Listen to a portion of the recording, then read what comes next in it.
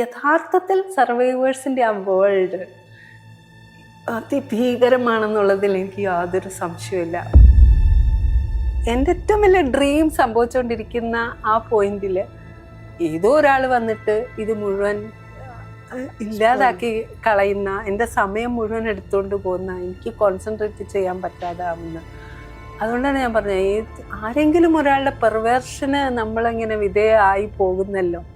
നല്ലൊരു 12 ദിവസത്തെ നമ്മൾ ഇത്രയധികം സിനിമകൾ കണ്ടു. അതിനെക്കുറിച്ചൊക്കെ ഒന്ന് സംസാരിച്ച് തിരിച്ചു പോരുന്ന ഒരു സാഹചര്യമാണ് നമ്മൾ പ്രതീക്ഷിക്കുന്നത്. പക്ഷെ നമ്മളെ വയലേറ്റ് ചെയ്യുന്നു, എന്താ പറയുക, നമ്മൾ ഓടിപ്പോരേണ്ടി വരുന്നു.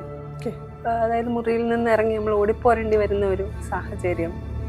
ഈ അതിക്രമം കാണിക്കുന്ന ഒരാൾ, അത്രയും ഹെൽത്തി ആയിട്ടിരിക്കുന്ന ഒരാൾക്ക് ഹെൽത്തിൻ്റെ പേരിൽ മുൻകൂർ ജാമ്യം കൊടുക്കുന്നു. സോ വേർ ഇസ് ദ ഒരു കോടതി എന്താണ് കണ്ടത്? ഞാൻ കണ്ടത് കോടതി കണ്ടില്ല. അതായത് എൻ്റെ ബുദ്ധിമുട്ട് കോടതി മനസ്സിലാക്കിയില്ല എന്നെനിക്ക് തോന്നി. അവരെന്നെ വിളിച്ചിട്ട് എന്നോട് പറയാണ്, നിങ്ങളും ഞങ്ങളുടെ പട്ടികയിലെത്തിയില്ലേ? നിങ്ങൾ വെള്ളം കുടിക്കുന്നുണ്ടോ?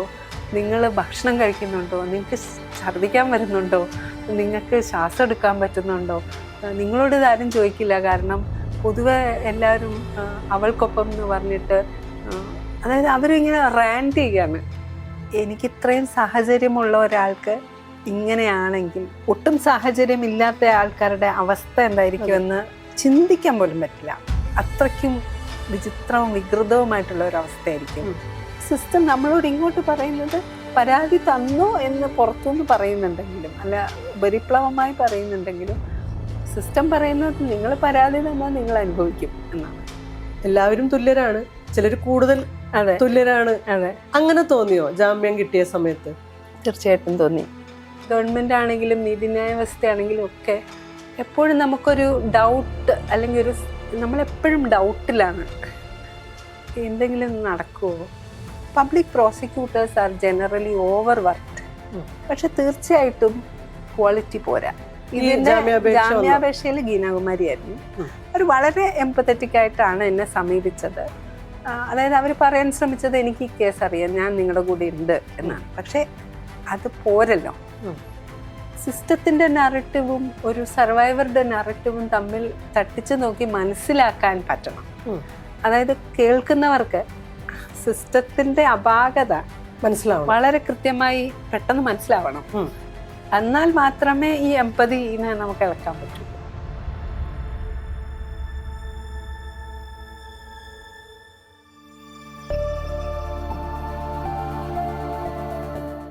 ഒരു വലിയ പോരാട്ടത്തിന്റെ മുന്നിലേക്ക് കയറി നിൽക്കേണ്ടി വന്ന ഒരാളാണ് ആശ ആച്ചി ജോസഫ് എന്ന് പറയുന്ന വ്യക്തി. അക്കാഡമിഷ്യയാണ്, ഒപ്പം സംവിധായികയാണ്, അധ്യാപികയാണ്, ചലച്ചിത്ര മേഖലയിൽ ഒരുപാട് കാലമായിട്ട് വർക്ക് ചെയ്തുകൊണ്ടിരിക്കുന്ന ഒരാളാണ്. കഴിഞ്ഞ 9 വർഷമായിട്ട് WCCയുടെ ഒരു ഫൗണ്ടിങ് മെമ്പർ കൂടിയായിട്ടുള്ള ഒരാൾ എന്നുള്ള രീതിയിൽ വർക്ക് പ്ലേസിലുള്ള സെക്ഷൽ ഹരാസ്മെന്റിനെ എങ്ങനെ നേരിടണം, എങ്ങനെ ഒരു ഇക്വാലിറ്റി സൊസൈറ്റിയിലേക്ക് കൊണ്ടുവരാം, എങ്ങനെ 0 ടോളറൻസിലേക്ക് ഈ സമൂഹത്തെ മാറ്റിയെടുക്കുക എന്നുള്ളൊരു ചിന്തകളിലും പ്രവർത്തനത്തിലും ഒക്കെ ഭാഗമായിട്ട് നിന്നിരുന്ന, അതിലെ ഒരു മെമ്പറായിട്ട് നിന്നിരുന്ന ഒരാൾ ഒരു ദിവസം പെട്ടെന്ന് അതിൻ്റെ ഒരു വിക്ടിംഹുഡിലേക്ക് മാറേണ്ടി വന്ന ഒരവസ്ഥ. അതിൽ നിന്ന് തികച്ചും വ്യത്യസ്തമായിരിക്കും പിന്നീടുണ്ടായിട്ടുള്ള മാനസികാവസ്ഥ എന്നുള്ള കാര്യത്തിൽ ഒരു സംശയവുമില്ല. മുഖ്യമന്ത്രിക്ക് പരാതി കൊടുക്കാനാണ് ആ സംഭവം നടന്നതിന് ശേഷമുള്ള ഒരുപാട് സ്ട്രഗിൾ കഴിഞ്ഞതിന് ശേഷം തീരുമാനിക്കുന്നത്. അതൊക്കെ കണ്ട ഒരാളെന്നുള്ള രീതിയിലും വായിച്ച ഒരാളെന്നുള്ള എഴുതിയത് വായിച്ച ഒരാളെന്നുള്ള രീതിയിൽ എനിക്ക് തോന്നുന്നു പോഷ് ആക്ട് പ്രകാരം ഉള്ള ഒരു രീതിയിൽ ആയിരിക്കും കാര്യങ്ങൾ മുന്നോട്ട് പോവുക എന്നുള്ളൊരു പ്രതീക്ഷയിൽ കൂടിയാണ് മുഖ്യമന്ത്രിക്ക് പരാതി കൊടുത്തിട്ടുണ്ടാവുക. പക്ഷെ അങ്ങനെയല്ല അതിനെ ഡീൽ ചെയ്യപ്പെട്ടത്. എന്തായിരുന്നു പരാതി കൊടുക്കുമ്പോൾ വിചാരിച്ചിരുന്നത്? പരാതിയിലേക്ക് എത്തിയത് എങ്ങനെയാണ്? പരാതിയല്ല, ഒരു കത്താണ് ആദ്യം അയച്ചത്. എങ്ങനെയാണ് അതിലേക്ക് എത്തിയത്? അതിന് ശേഷമുള്ള നമ്മൾ വിചാരിച്ചതുപോലെ അല്ലല്ലോ അത് ഡീൽ ചെയ്യപ്പെട്ടത്. ഒന്ന്, ഇങ്ങനെ എനിക്ക് ഒരു സെക്ഷൽ ഹാരസ്മെന്റ് നേരിടുന്ന ഒരു സമയം കഴിഞ്ഞു എന്നൊക്കെ എനിക്ക് എന്തോ ഒരു ധാരണയുണ്ടായിരുന്നു. നമുക്ക് പൊതുവെ ഈ കരിയർ മുന്നോട്ട് പോവുകയും പ്രായം മുന്നോട്ട് പോവുകയൊക്കെ ചെയ്യുമ്പോൾ, പ്രത്യേകിച്ചും പ്രായമായ മക്കളൊക്കെ ആവുമ്പോൾ നമുക്കൊരു തോന്നൽ വരും. ഞാൻ ആ കാറ്റഗറിയിൽ നിന്ന് മുന്നോട്ട് വന്നു. പലപ്പോഴും ഞാൻ ആലോചിച്ചിട്ടുണ്ട്, ഇപ്പോൾ മെനപ്പോസ് സമയങ്ങളൊക്കെ ഇനിയിപ്പോൾ നമ്മളുടെ ഈ ബോഡി എന്ന് പറയുന്നത് ആ രീതിയിലുള്ള ഒരു വസ്തുവൽക്കരണം ഒഴിവായി കിട്ടിയല്ലോ എന്നോ മറ്റോ നമ്മുടെ മനസ്സിലൊരു തെറ്റിദ്ധാരണ ഉണ്ടായി എന്നെനിക്ക് തോന്നുന്നു. കാരണം ഇപ്പൊ നമ്മള് സ്കൂളിലും കോളേജിലും പഠിക്കുമ്പോൾ നമ്മൾ നിരന്തരമായിട്ട് ബസ്സിൽ പോകുമ്പോഴും ഒക്കെ നമുക്കതൊരു പരിചയമായി മാറുന്ന ഒരു സമയമുണ്ട്. പിന്നെ ചില ദിവസങ്ങളിൽ ബസ്സിൽ പോകാതിരിക്കാൻ ശ്രമിക്കുന്ന ദിവസങ്ങളുണ്ട്, നടന്ന് സ്കൂളിൽ പോകുന്ന ദിവസങ്ങളുണ്ട്. പിന്നെ കടയിൽ ചെല്ലുമ്പം ചേട്ടന്മാര് നോക്കുന്നതും പറയുന്നതും ഇതൊക്കെ വേറെ കാലഘട്ടമാണല്ലോ. അപ്പൊ അതിങ്ങനെ ആ സമയത്ത് നമ്മൾ നമ്മുടെ ബോഡിയെ കുറിച്ചല്ലാതെ വേറെ ഒന്നിനെ കുറിച്ചും ചിന്തിക്കാൻ പറ്റാത്ത ഒക്കെ ഒരു കാലഘട്ടം ഉണ്ടല്ലോ. പിന്നെ ഇപ്പൊ പറഞ്ഞ പോലെ നമ്മുടെ പേരൻസ് ഒക്കെ അതിന് അത്രയും ഒരു പ്രശ്നവൽക്കരിക്കാത്ത ആൾക്കാരായതുകൊണ്ട് നമ്മൾ ഇങ്ങനെ അങ്ങ് ജീവിച്ചു പോയി എന്ന് വേണമെങ്കിൽ പറയാം. പക്ഷെ വീടിനകത്തില്ലെങ്കിലും വീടിന് പുറത്തേക്ക് നമ്മൾ ഇറങ്ങുമ്പോൾ നമ്മൾ ഒരു സെക്കൻഡ് സിറ്റിസൺ. അത് ജോലിക്ക് കയറിയപ്പോൾ മുതൽ നമുക്ക് വളരെ ക്ലിയർ ആയിട്ട് ഫീൽ ചെയ്യുന്നൊരു കാര്യമാണ്. നമുക്ക് എപ്പോഴും സെക്കൻഡറി ട്രീറ്റ്മെന്റ് ആണ് എന്നുള്ളത് നോർമലൈസ്ഡ് ആണ്. അതിലൊന്നും നമുക്കൊരു പ്രശ്നവും, കാരണം അങ്ങനെയാണല്ലോ, ഒരു സ്വാഭാവികതയാണ്. അപ്പോൾ ഇതൊക്കെ പ്രതീക്ഷിക്കണം എന്നുള്ള ഒരു ഒരുക്കം നമ്മുടെ മനസ്സിലുണ്ട്. പക്ഷേ നമ്മൾ എന്തുകൊണ്ടോ WCCയും അതുപോലെ കുറച്ചുകൂടെ സീനിയർ ആയിട്ടുള്ള പൊസിഷൻസ്, ഇപ്പൊ അക്കാഡമിക് പൊസിഷൻസ് ഒക്കെ വരുമ്പോഴത്തേനും നമുക്ക് കുറച്ച് പവർ പൊസിഷനിൽ നമ്മൾ കിട്ടുന്നുണ്ട്. അപ്പോൾ നമ്മൾ അതിനെ എങ്ങനെ ഉപയോഗിക്കുന്നത്, നമ്മൾ പവറിനെ എങ്ങനെയാണ് ഉപയോഗിക്കുന്നത്, ഇതൊക്കെ നമ്മൾ കാണുന്നുണ്ട്. അപ്പൊ നമ്മൾ ഒരു തരത്തിൽ പറഞ്ഞ ഇതിൽ നിന്നൊന്ന് വ്യതിചലിച്ചു നമ്മുടെ ജീവിതം എന്നൊക്കെ ഈ നേരത്തെ പറഞ്ഞ പോലെയുള്ള തെറ്റിദ്ധാരണയിൽ നിൽക്കുമ്പോഴാണ് ഇത് സംഭവിക്കുന്നത്. അപ്പോ എനിക്കത് എന്റെ ശരീരം വീണ്ടും ഒരു ശരീരം മാത്രം, അതായത് ഇത്രയും എന്താ പറയുന്ന വളരെ കൃത്യമായി പറഞ്ഞാൽ ഇങ്ങനെ ഒരു വളരെ എന്താ പറയുന്ന എക്സ്പെർട്ടീസ് ഉള്ള ഒരു കമ്മിറ്റി എന്നാണ് നമ്മൾ വിചാരിക്കുന്നത്, ജൂറി തെറ്റിദ്ധരിക്കുന്നത്. അതെ. അപ്പോ ഇതൊക്കെ വലിയൊരു റെസ്പെക്റ്റഡ് ആയിട്ടുള്ള ഒരു സേഫർ ആയിട്ടുള്ള ഒരു പ്ലേസ് ആണ്. നമുക്കിവിടെ നമ്മുടെ സിനിമയെ കുറിച്ചിട്ടുള്ള ആ ഒരു സുന്ദരമായ ഒരു ലോകം, സിനിമകളെ കുറിച്ച് ക്രിട്ടിസൈസ് ചെയ്യുകയോ അപ്രീഷിയേറ്റ് ചെയ്യുകയോ ഒക്കെ ചെയ്തുകൊണ്ട് ഇങ്ങനെ ദൈനംദിനം കുറെ അധികം സിനിമകൾ കണ്ട് നമ്മൾ ഒരു ടീമായിട്ട് മുന്നോട്ട് പോകുന്നു. പ്രത്യേകിച്ച് നമുക്ക് മലയാള സിനിമയെ കുറിച്ചിട്ടുള്ള വ്യാകുലതകൾ, അതെ, നമ്മുടെ സ്റ്റുഡൻസ് ചെയ്യുന്ന സിനിമകളെ കുറിച്ച് പറയുന്നു, യങ് പീപ്പിൾ ചെയ്യുന്ന സിനിമകളെ കുറിച്ച്, അപ്പൊ ഇതൊക്കെയാണ് നമ്മുടെ പുതിയ സിനിമ. അപ്പൊ നമ്മൾ ഏതോ വേറെ ഒരു വേൾഡില് എത്തിയ ഒരു പ്രതീതിയിൽ ഇരിക്കുമ്പോഴാണ് നമ്മൾ ഇതിന് നേരെ താഴത്തേക്ക് പോണത്. അപ്പൊ വീണ്ടും നമ്മള് അതായത് മൂഷിക സ്ത്രീ വീണ്ടും മൂഷിക സ്ത്രീ എന്നുള്ള അപ്പൊ ഞാൻ എന്തിനായിരുന്നു ഇതൊക്കെ വെറുതെ ആവശ്യമില്ലാതെ നമ്മളെ തന്നെ ഒരു ഈക്വൽ പെഡസ്റ്റലില് പ്രതിഷ്ഠിച്ചിട്ട് പെട്ടെന്ന് നമ്മൾ തിരിച്ചറിയാണോ ഇത് ഇത്രയും കാലമൊക്കെ നമ്മള് അങ്ങനെയുള്ള ആൾക്കാരെ കാണാഞ്ഞോണ്ടായിരിക്കാം ചിലപ്പോ, അല്ലെങ്കിൽ അവര് അത്രയും അടുത്തുള്ള ഇടപെടൽ നടക്കാനാണ്. നമ്മളിങ്ങനെ പറയുമല്ലോ, അവസരങ്ങളുടെ കുറവ് കൊണ്ടാണ് ഇത്തരം സംഗതികൾ സംഭവിക്കാത്തത്. ലാക്ക് ഓഫ് ഓപ്പർച്യൂണിറ്റിയാണ് നമ്മളെല്ലാം ഒരു അവസരത്തിൽ നിന്ന് രക്ഷപ്പെട്ടു പോകുന്നതെന്ന് കൂടി പറയാം. അതെ അതെ അതെ. അപ്പൊ അങ്ങനെയുള്ള ഒരു സമയത്ത്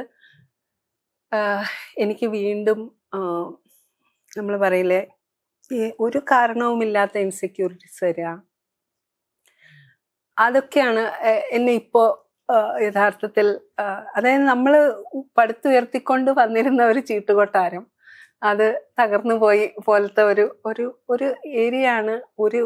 കുറച്ച് നാളത്തേക്ക്, അതായത് ഒരു 10-15 ദിവസത്തേക്ക് എനിക്കാകെ നമ്മൾ പറയില്ലേ കിളി പോയി എന്ന് പറയില്ലേ, എന്താണാവോ ഇത് എന്നുള്ള ഒരു അവിശ്വസനീയത ഉണ്ടായിരുന്നു. അത് വളരെ ഉണ്ടായിരുന്നു. കാരണം ഞാൻ ഒരു സാധാരണ സംഭാഷണത്തിന് പോയിട്ട് നമ്മളൊരു വയലേറ്റഡ് ആയിട്ട് തിരിച്ചു വരുന്ന ഒരു അവസ്ഥ, അത് നമ്മൾ ഇതെല്ലാം കഴിഞ്ഞ് നല്ലപോലെ ഒരു നല്ലൊരു 12 ദിവസത്തെ നമ്മൾ ഇത്രയധികം സിനിമകൾ കണ്ടു, അതിനെക്കുറിച്ചൊക്കെ ഒന്ന് സംസാരിച്ച് തിരിച്ചു പോരുന്ന ഒരു സാഹചര്യമാണ് നമ്മൾ പ്രതീക്ഷിക്കുന്നത്. പക്ഷെ നമ്മളെ വയലേറ്റ് ചെയ്യുന്നു, എന്താ പറയാ, നമ്മൾ ഓടിപ്പോരേണ്ടി വരുന്നു. അങ്ങനത്തെ ഒരു അതായത് മുറിയിൽ നിന്ന് ഇറങ്ങി നമ്മൾ ഓടിപ്പോരേണ്ടി വരുന്ന ഒരു സാഹചര്യം, അത് യഥാർത്ഥത്തിൽ പിന്നെ എനിക്ക് ആരോടും അപ്പൊ പറയാനുമില്ല. കാരണം ആ സമയത്തൊന്നും നമ്മളപ്പോ പോരുകയാണല്ലോ. അപ്പൊ അത് കാരണം അവസാനത്തെ ദിവസമായിരുന്നു. അപ്പൊ എനിക്ക് കൂടെ ഞാൻ അന്നാണ് ശരിക്കും ആലോചിച്ചു, അയ്യോ ഈ 5 പേരിൽ യഥാർത്ഥത്തിൽ വേണേ 2 പേര് സ്ത്രീകളാകാമായിരുന്നു, എനിക്ക് ഒരാളോട് പറയാമായിരുന്നല്ലോ. എന്തുകൊണ്ടായിരിക്കും ഒരു സ്ത്രീയെ മാത്രം എപ്പോഴും വെക്കുന്നത്? ഞാൻ സാധാരണ കമ്മിറ്റികളിലൊക്കെ ആയിരിക്കും ഒരു സ്ത്രീ ഉണ്ടാവുള്ളൂ, പിന്നെ അത് കൂടുതൽ പുരുഷന്മാരുണ്ടാവും. അപ്പോഴാണ് ഞാൻ പേരിന് വെക്കുന്നതായിരിക്കും അല്ലേ? അതെ. അപ്പോ നമ്മള് വിചാരിക്കുന്നത് നമ്മളുടെ ഒരു ഇപ്പോ ലോകത്ത്, അതായത് ഈ ഒരു സിനിമാ ലോകത്ത് സ്ത്രീകളൊക്കെ ഉണ്ടല്ലോ, വേണമെങ്കിൽ ഒരു 2 പേരെയൊക്കെ വെക്കാമല്ലോ. എന്തുകൊണ്ടാണ് പുരുഷന്മാരെ കൂടുതൽ, അതായത് മാക്സിമം പുരുഷന്മാര്, പിന്നെ അതിന് ഒരു നെയിം സേക്ക് ഒരു ആളെന്നുള്ള രീതിയിലാണ് ഇപ്പോഴും. അപ്പൊ അപ്പോഴാണ് ഇത് മുഴുവൻ എൻ്റെ എന്താണ് ഈ പോഷ് ആക്ട് തന്നെ. ആ സമയത്താണ് ഞാൻ ആലോചിക്കുന്നത്, തുടക്കത്തിൽ ഞാൻ ഇങ്ങനത്തെ കാര്യങ്ങളൊന്നും ഇവരോട് ചോദിച്ചില്ലല്ലോ. എനിക്ക് ഇങ്ങനെ എന്തെങ്കിലും കാര്യങ്ങൾ സംഭവിക്കുകയാണെങ്കിൽ അത് നമ്മുടെ ഒരു കോൺഫിഡൻസ് ആയിപ്പോയി. അതായത് ഒരു ഒന്നും സംഭവിക്കില്ല, എന്ത് സംഭവിക്കാനാണ്, അങ്ങനെ ആലോചിക്കുന്ന പോലും ഇല്ല, അങ്ങനെ സംഭവിക്കുക, അതായത് നമ്മൾ സിനിമയാണ് എന്നുള്ള ആ ഒരു, ഞാൻ തന്നെ ഇത്ര കാലമായിട്ടും പോഷാക്ടും മറ്റു കാര്യങ്ങളൊക്കെ മനസ്സിലാക്കുന്ന ഒരാൾ പോലും ഞാൻ എൻ്റെ ഒരു സുരക്ഷ എനിക്ക് ഉറപ്പാക്കാൻ സാധിച്ചില്ല എന്നുള്ളത് എന്നെ ഞാനൊരു കുറ്റബോധത്തിലായി. I was guilty of not protecting myself. And I kept telling myself that ഇത്രയും കാലം ഇതൊക്കെ പഠിച്ചിട്ട് അത് എന്തിനാണ് ഉപയോഗിച്ചത്? ഇങ്ങനെ ഒരു കാര്യം വന്നപ്പോൾ നിനക്ക് സ്വയം അത് ഉപയോഗിക്കാൻ സാധിച്ചില്ലല്ലോ, അപ്പൊ നീ മറ്റുള്ളവരെ എങ്ങനെയാണ് പ്രൊട്ടക്ട് ചെയ്യുക എന്നൊക്കെ, എന്നുവെച്ചാൽ മറ്റുള്ളവരെ കുറിച്ചുള്ള ചിന്ത അല്ല ആദ്യം വന്നത്, പക്ഷെ നമ്മളെ തന്നെ പ്രൊട്ടക്ട് സാധാരണ നമ്മൾ പറയല്ലോ, നമ്മളെ തന്നെ പ്രൊട്ടക്ട് ചെയ്തിട്ടാണ് അടുത്ത ആളെ പ്രൊട്ടക്ട് ചെയ്യുക. അപ്പൊ നമ്മളെ തന്നെ പ്രൊട്ടക്ട് ചെയ്തില്ലെങ്കിൽ മറ്റാളും പ്രൊട്ടക്ട് ചെയ്യുക. ഇപ്പൊ നമ്മള് എയർപ്ലെയിനിൽ കയറുമ്പോ പറയില്ലേ, നിങ്ങളെ ആദ്യം സുരക്ഷിതരാക്കണം, അത് കഴിഞ്ഞിട്ടോ എന്ന് പറയുന്ന ആ ഒരു സംഗതി പെട്ടെന്ന് എനിക്ക് കുറ്റബോധം വന്നു എന്നോട് തന്നെ. ഞാൻ എന്തിനാണ് ഇത്ര കാലം WCCയിൽ ഇതൊക്കെ, അതായത് ബേസിക്കലി ലേണിംഗ് ആണല്ലോ, നമുക്ക് മറ്റുള്ളവർക്ക് കിട്ടാത്ത ഒത്തിരി ലേണിംഗ് സംഭവിക്കുന്നുണ്ട് ഒരു മൂവ്മെന്റിലും. അപ്പൊ അതെനിക്ക് വലിയൊരു വിഷയമായിരുന്നു. ഇത്തരം സിറ്റുവേഷൻസിൽ പെടുന്ന സമയത്തെ പൊതുവെ ജനറലി എല്ലാവരും ചോദിക്കും, എന്തുകൊണ്ടാണ് ഉടനടി റിയാക്ട് ചെയ്യാതിരുന്നത്? അപ്പോ പ്രതികരിച്ചുകൂടായിരുന്നോ? ഇത്ര ധൈര്യമൊക്കെ പുറത്ത് കാണിക്കുന്ന ആള്, പക്ഷെ അത്തരം സിറ്റുവേഷനിൽ നമ്മൾ കോൾഡായി പോവുക ചെയ്യുക. അത് കൊച്ചു പെൺകുട്ടികളാണെങ്കിലും ശരി, എത്ര പ്രായമുള്ള ആളാണെങ്കിലും ശരി, എത്ര ബോൾഡ് ആണെങ്കിലും ശരി, ആ സിറ്റുവേഷനെ ഹാൻഡിൽ ചെയ്യാൻ, അല്ലെ? അങ്ങനെ ചോദിക്കുന്നതിനകത്തൊരു പ്രശ്നമുണ്ടോന്ന് എനിക്കറിയില്ല, എന്നാലും ഞാൻ പറയാം, വളരെ സ്വാഭാവികം. എനിക്കൊന്നും വേറെ ആരും ഇത് ചോദിച്ചിട്ടില്ല. വളരെ സ്വാഭാവികമായിട്ട് എല്ലാവരും, ഇപ്പൊ എന്റെ പങ്കാളി ഉൾപ്പെടെയുള്ള ആൾക്കാര് എന്നോട് പറഞ്ഞു, അത് അപ്പൊ തന്നെ പരിഹരിക്കണ്ടായിരുന്നോ, എന്തിനാണ് അതും കൊണ്ട് ഇങ്ങോട്ട് പോകുന്നത്? അപ്പൊ ഞാൻ ചോദിച്ചു, അതാണോ അതിന്റെ മാർഗം? എനിക്കൊരിക്കലും അത് ചെയ്യാൻ പറ്റില്ല എന്ന് എനിക്ക് നന്നായിട്ട് അറിയാം. കാരണം ഞാൻ അതിന് ട്രെയിൻഡ് അല്ല, എന്റെ മനസ്സതിന് ട്രെയിൻഡ് അല്ല. അതായത് എന്നെ ഒരാൾ വയലേറ്റ് ചെയ്ത ഉടനെ അയാളെ ഇടിച്ചിട്ടിട്ട് പോകാനുള്ള, അല്ലെങ്കിൽ അയാളെ ഹേമപ്പെടുത്തിയിട്ട് വേറെ എന്തെങ്കിലും ചെയ്യാനുള്ള ഒരു ഇത് എനിക്കില്ല. അപ്പൊ ഞാൻ അതൊരു കാര്യം. പക്ഷെ അത് അങ്ങനെ ചെയ്തുകൊണ്ടാണോ നമ്മൾ ഇതിനൊക്കെ, ഈ വയലൻസിനൊക്കെ അല്ലെങ്കിൽ ഇങ്ങനത്തെ പെർവേർഷൻസിനൊക്കെ നമ്മൾ മറുപടി പറയേണ്ടത്? അതായത് ഇപ്പോ എനിക്കറിയില്ല അദ്ദേഹത്തിന്റെ മനസ്സിൽ ഈ പ്ലാൻ ഉണ്ടായിരുന്നോ, അതുകൊണ്ടാണോ എന്നെ വിളിച്ചു വരുന്നത്, ഇതൊന്നും നമുക്ക് അറിയില്ലല്ലോ. അപ്പോ അതൊക്കെ നമ്മൾ അറിഞ്ഞിട്ട്, അല്ലെങ്കിൽ അതിനൊക്കെ എപ്പോഴും പടച്ചിട്ട് ഇട്ടുകൊണ്ടിരിക്കുന്ന മാതിരി ഞാനൊരു സേഫ് സ്പേസിൽ എന്തിനാ ഇരിക്കുന്നത് എന്നുവെച്ചാൽ എല്ലാ സ്പേസും അങ്ങനെ ആയി തീരും കൂടെ വേണമല്ലോ. അതെ അതെ. പിന്നെ Without നമ്മള് fear ആ, നമുക്ക് അതെ. ഇരിക്കാൻ പറ്റണ്ടേ? പിന്നെ ഈ നമ്മൾ പറഞ്ഞ പോലെ വളരെ റെസ്പെക്റ്റഡ് ആയിട്ടുള്ള ഒരു സ്പേസ്, ഇത്രയും കൾച്ചേർഡ് ആയിട്ടുള്ള മനുഷ്യര്, അപ്പൊ നമ്മള് വീണ്ടും ഇതുപോലെ പടച്ചട്ട ഇട്ടിട്ട് ഇരിക്കാനാണെങ്കിൽ നമുക്ക് എപ്പോഴും ഒരു എന്താ പറയാ ഇൻസെക്യൂരിറ്റി ഉണ്ടായിക്കൊണ്ടേ ഇരിക്കുമല്ലോ. എനിക്കങ്ങനെ ഇല്ല, പക്ഷെ എനിക്കിപ്പോ തോന്നുന്നു ആ ഇൻസെക്യൂരിറ്റി ചില സമയങ്ങളിലെങ്കിലും എനിക്ക് തിരിച്ചു വരുന്നുണ്ട്. ചില സമയങ്ങളിലെങ്കിലും ഞാൻ വളരെയേറെ കോഷ്യസ് ആയി എൻ്റെ മനസ്സ് ചിന്തിക്കുന്നുണ്ട്. അതായത് ഒരു ഇപ്പൊ പറഞ്ഞു കഴിഞ്ഞാൽ ഞാൻ കഴിഞ്ഞൊരു 3 വർഷമായിട്ട് വളരെ കോൺസെൻട്രേറ്റഡ് ആയിട്ട് കുറച്ച് പൈസ എടുത്തിട്ടുള്ള ഒരു ഇൻഡിപെൻഡന്റ് സിനിമ ചെയ്യാണ്. എൻ്റെ സ്റ്റുഡന്റ് ജിയോ ബേബിയാണ് അതിന്റെ കാര്യങ്ങളൊക്കെ ശരിയാക്കി തന്നതും ഫണ്ടൊക്കെ റേസ് ചെയ്യാൻ സഹായിച്ചതും അദ്ദേഹത്തിന്റെ സുഹൃത്തുക്കൾ മാൻകൈൻഡ് സിനിമാസ് എന്ന് പറഞ്ഞ ആൾക്കാരൊക്കെയാണ് സഹായിക്കുന്നത്. അപ്പം അത് വളരെ ഇങ്ങനെ നൂൽപ്പാലത്തിൽ കൂടെ പോകുന്ന പോലെയാണ് നമ്മൾ ആ ഇൻഡിപെൻഡന്റ് സിനിമകൾ സാധാരണ ചെയ്യുന്നത്. വളരെ ചെറിയ ഒരു ബജറ്റിലും വളരെ കൂടുതൽ മാൻ പവറിലുമാണ് നമ്മൾ ചെയ്തത്. എൻ്റെ സ്റ്റുഡൻസിൻ്റെ കൂടെയാണ് ചെയ്തത്, അവരെഴുതിയ സിനിമയാണ്. അപ്പൊ അതിൽ വളരെ കോൺസെൻട്രേറ്റഡ് ആയി ഇപ്പൊ ആ സിനിമ പുറത്തേക്ക് വന്ന് അതിനെ കൊണ്ട് പല ഫെസ്റ്റിവൽസിലും പോകേണ്ട ഒരു സാഹചര്യത്തില് എൻ്റെ 4-5 മാസം ഇങ്ങനെ നഷ്ടപ്പെടുകയാണ്. ക്രിയേറ്റീവ് ടൈമാണ്. അതായത് ഞാൻ ആറ്റുനോറ്റ് ഒരു 30 വർഷം കഴിഞ്ഞാണ് ഞാൻ ആദ്യമായിട്ട് ഒരു ഫീച്ചർ ഫിലിം ചെയ്യുന്നത്, സംവിധാനം ചെയ്യുന്നത്. അതാണ് ഇപ്പൊ സംഭവിച്ചത്. അതെനിക്ക് ഒരു പരീക്ഷണ സിനിമ ചെയ്യണം എന്ന് ഉള്ള ഒരു ആഗ്രഹത്തിന്റെ പേരിൽ വളരെ വ്യത്യസ്തമായ ഒരു രീതിയിലാണ് അതങ്ങനെ സംഭവിക്കായിരുന്നു. അപ്പോ എൻ്റെ ഏറ്റവും വലിയ ഡ്രീം സംഭവിച്ചുകൊണ്ടിരിക്കുന്ന ആ പോയിന്റില് ഏതോ ഒരാൾ വന്നിട്ട് ഇത് മുഴുവൻ ഇല്ലാതാക്കി കളയുന്ന, എൻ്റെ സമയം മുഴുവൻ എടുത്തുകൊണ്ട് പോകുന്ന, എനിക്ക് കോൺസെൻട്രേറ്റ് ചെയ്യാൻ പറ്റാതെ ആവുന്ന. അതുകൊണ്ടാണ് ഞാൻ പറഞ്ഞത്, ആരെങ്കിലും ഒരാളുടെ പെർവേർഷന് നമ്മളങ്ങനെ വിധേയമായി പോകുന്നല്ലോ. നമുക്കിപ്പോഴും എന്നുവെച്ചാൽ നമുക്കറിയാം എന്തുമാത്രം ബുദ്ധിമുട്ടിയിട്ടാണ് നമ്മളൊരു ഫീച്ചർ ഫിലിമിന് വേണ്ടിയിട്ടുള്ള കാര്യങ്ങൾ എത്രയോ വർഷം കഴിഞ്ഞൊരു 8-9 വർഷമായിട്ട് ഞാൻ ഷോർട്ട് ഫിലിം ചെയ്യുന്നു. അതിനുശേഷം കാരണം നമുക്കെപ്പോഴും സംശയമാണ് ഇത്രയും വലിയ ഒരു ഇപ്പൊ പ്രത്യേകിച്ച് ഇൻഡിപെൻഡന്റ് സിനിമ, ഇന്റലക്ച്വൽസ്, പിന്നെ സിനിമയെ അങ്ങനെ കാണുന്ന ഇങ്ങനെ കാണുന്ന. അപ്പൊ സ്ത്രീകളുടെ സിനിമ എന്ന് പറഞ്ഞാൽ അവർക്ക് സിനിമ പഠനം തന്നെ ഇല്ല. അപ്പൊ അവരെന്തെങ്കിലുമൊക്കെ സിനിമ ചെയ്യുന്നു എന്നൊക്കെയുള്ള കമന്റുകളിൽ കൂടി വന്നിട്ടാണ് നമ്മളെ തന്നെ അതിലേക്ക് വെച്ചിട്ടാണ് അത് ചെയ്യുന്നത്. അപ്പൊ എനിക്ക് ഒരു തരത്തിൽ പറഞ്ഞ ഒരു പ്രത്യേകതരം റേജ് എന്നെ ബാധിച്ചു എന്ന് എനിക്ക് തോന്നുന്നു. അല്ലെങ്കിൽ